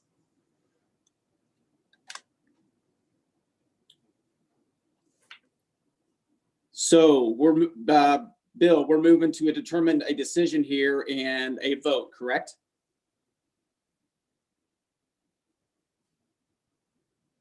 You're on mute. Yeah, that is correct. Your job is to come to some type of consensus that will be in the form of a recommendation that will go back, regardless whether it's to support, whether it's to reject and reconsider, whether it's to amend or modify. If you agree on consideration, it will go back to the board of directors at their meeting. Whatever that recommendation is carries the weight of the appeal board back to the board. Okay. And then as a reminder, we can have our decision today. We can have a decision no later than 5 days from the date of the hearing. I think it's recommended, and all of us know, to have this decision today in the presence of all our participants that are online and folks that have our families that have spoken today, and obviously, hundreds of folks that have spoken as well, is to make that decision today and have it in open session, if you will.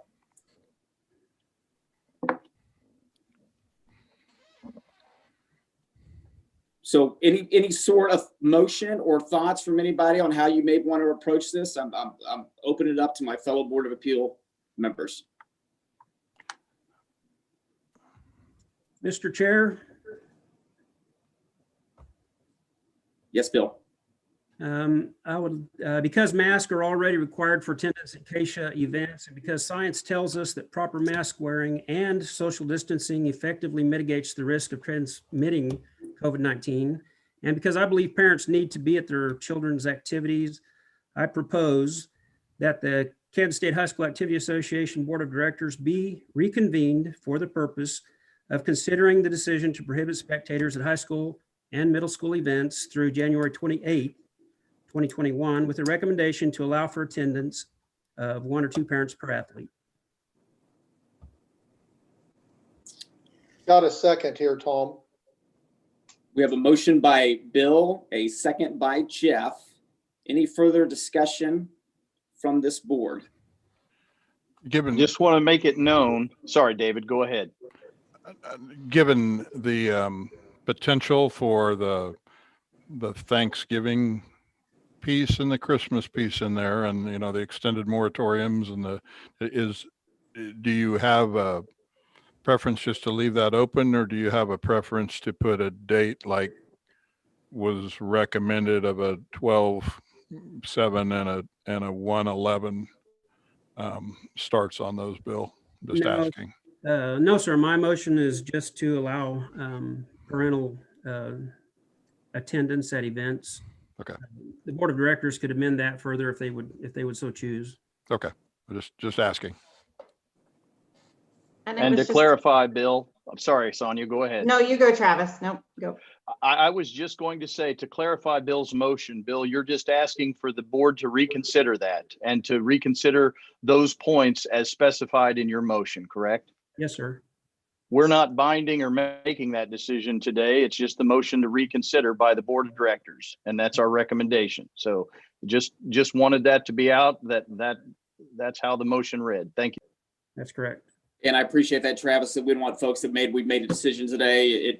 Things have changed. It would go back, if vote passed, it would go back to the board of directors. Yep. For further consideration. Okay, we have a motion by Bill and a second by Jeff. Any further discussion? Okay, and since we are online and virtual, I know some people are listening in, I'm going to do a roll call vote, if you will, and we'll go down the line here. Lori Barnes. I'm voting to say that I am in agreement with the motion that was made by Bill Day. Is that correct? Correct. If Bill Day's motion, if you vote yes, then you approve of the motion that Bill Day made and Jeff had seconded. I vote yes. Travis. I vote yes. Jeff. Yes. Jason Walker. I vote yes. Bill Day. Yes. Sonia Martin. Yes. David Morford. Yes. I, Tom Mitchell, will vote no. That motion passes 7-1.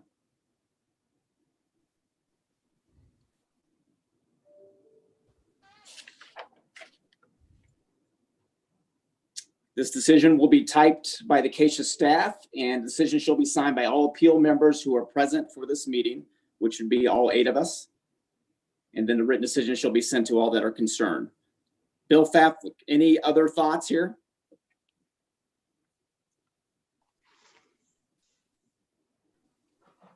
Now that I'm unmuted, yes. First, thank you for your work. You have just built the agenda for the meeting that will be conducted by our board of directors to reconsider according to the motion on Tuesday, upcoming at 1 o'clock. And we will convene that 78-member board. They're already on alert to hold that spot on their calendar, and we hope we get all 78. Just like we had all 8 today on a Friday afternoon, when you have incredibly important other things to do, you made time for the student athletes in the member schools of the Kansas State High School Activities Association, and for that we are in debt. Just like the 78 did, all 78 in attendance is a remarkable feat. When I talk to my colleagues across the National Federation family and tell them my board is 78 members, they don't believe me. And then when I tell them I get them all to come to meetings, they really don't believe that. So thank you for your deliberations. Thank you for your work. And we appreciate you allowing us to take the next steps in this process. Thank you, Bill. And again, I'm talking out loud here, but I just want everybody to understand, next Tuesday, 1 o'clock, the full board will deliberate in regards to this topic, correct? That is correct. Okay.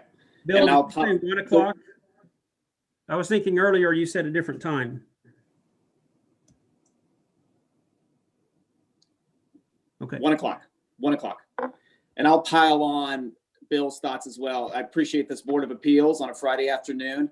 I appreciate the passionate folks in our state and reading all the emails and our patrons that spoke today. I appreciate Bill and his staff and all the work they've been doing in regards to this. This has been an incredibly tough year. And like everybody else on this video chat, I've read more emails, I've been on more conversations like this, and it's been a challenging year to say the least. But at the end of the day, doing what's best for our kids, what's best for our student athletes and activities. And I'm honored to be on a board like this and have these discussions. And I'm glad we all have different thoughts, but at the end of the day, I think we're all thinking pretty similar things, to be honest with you. So any other final comments? Bill? I would like to make a motion that we add a preface to that previous motion that the appeals board stands in great appreciation of the board of directors. I know we've all said that individually, but I think that we need to say that as a group. I'll second that. I'll second that. Mr. Chairman, I would move unanimous consent with that motion. Yes. I believe we all agree that motion passes 8-0. Very much appreciate that group. I just have a question. Will there be speakers at the meeting on Tuesday? Speakers, the open public forum will be done via digital presentation. The agenda will be posted before the day is over today, and there will be an opportunity for folks to provide their written comments in order to allow that to the board to get those comments in advance. There will be a deadline of 24 hours prior to the board of directors meeting. So all of those will need to be in writing and prepared according to the detail that is included on the agenda. Bill, will the material or the comments that we received be shared with the board of directors? Absolutely. That is a platform from which you made your decision. It's important that the board of directors receives that same information in support material form. So those that have already corresponded, that message will be there. There's probably at least another 50 or 100 that have come to me before the meeting began, and those will be shared. Those that have come after the meeting will need to be in the proper format. Thank you. I appreciate it.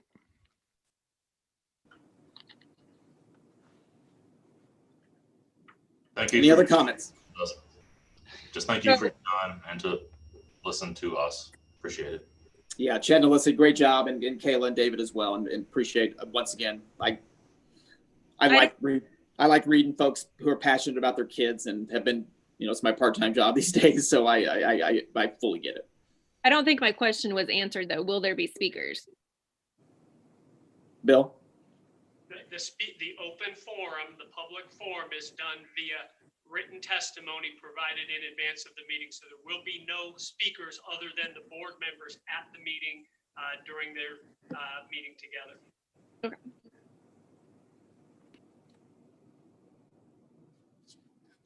Do you need a motion to adjourn, Tom? If so, I present. Yeah. I'll second that motion. Motion by David to adjourn, second by Travis. All those, I'll go ahead and do a roll call just so I can make this make it official. Lori Barnes. Yes.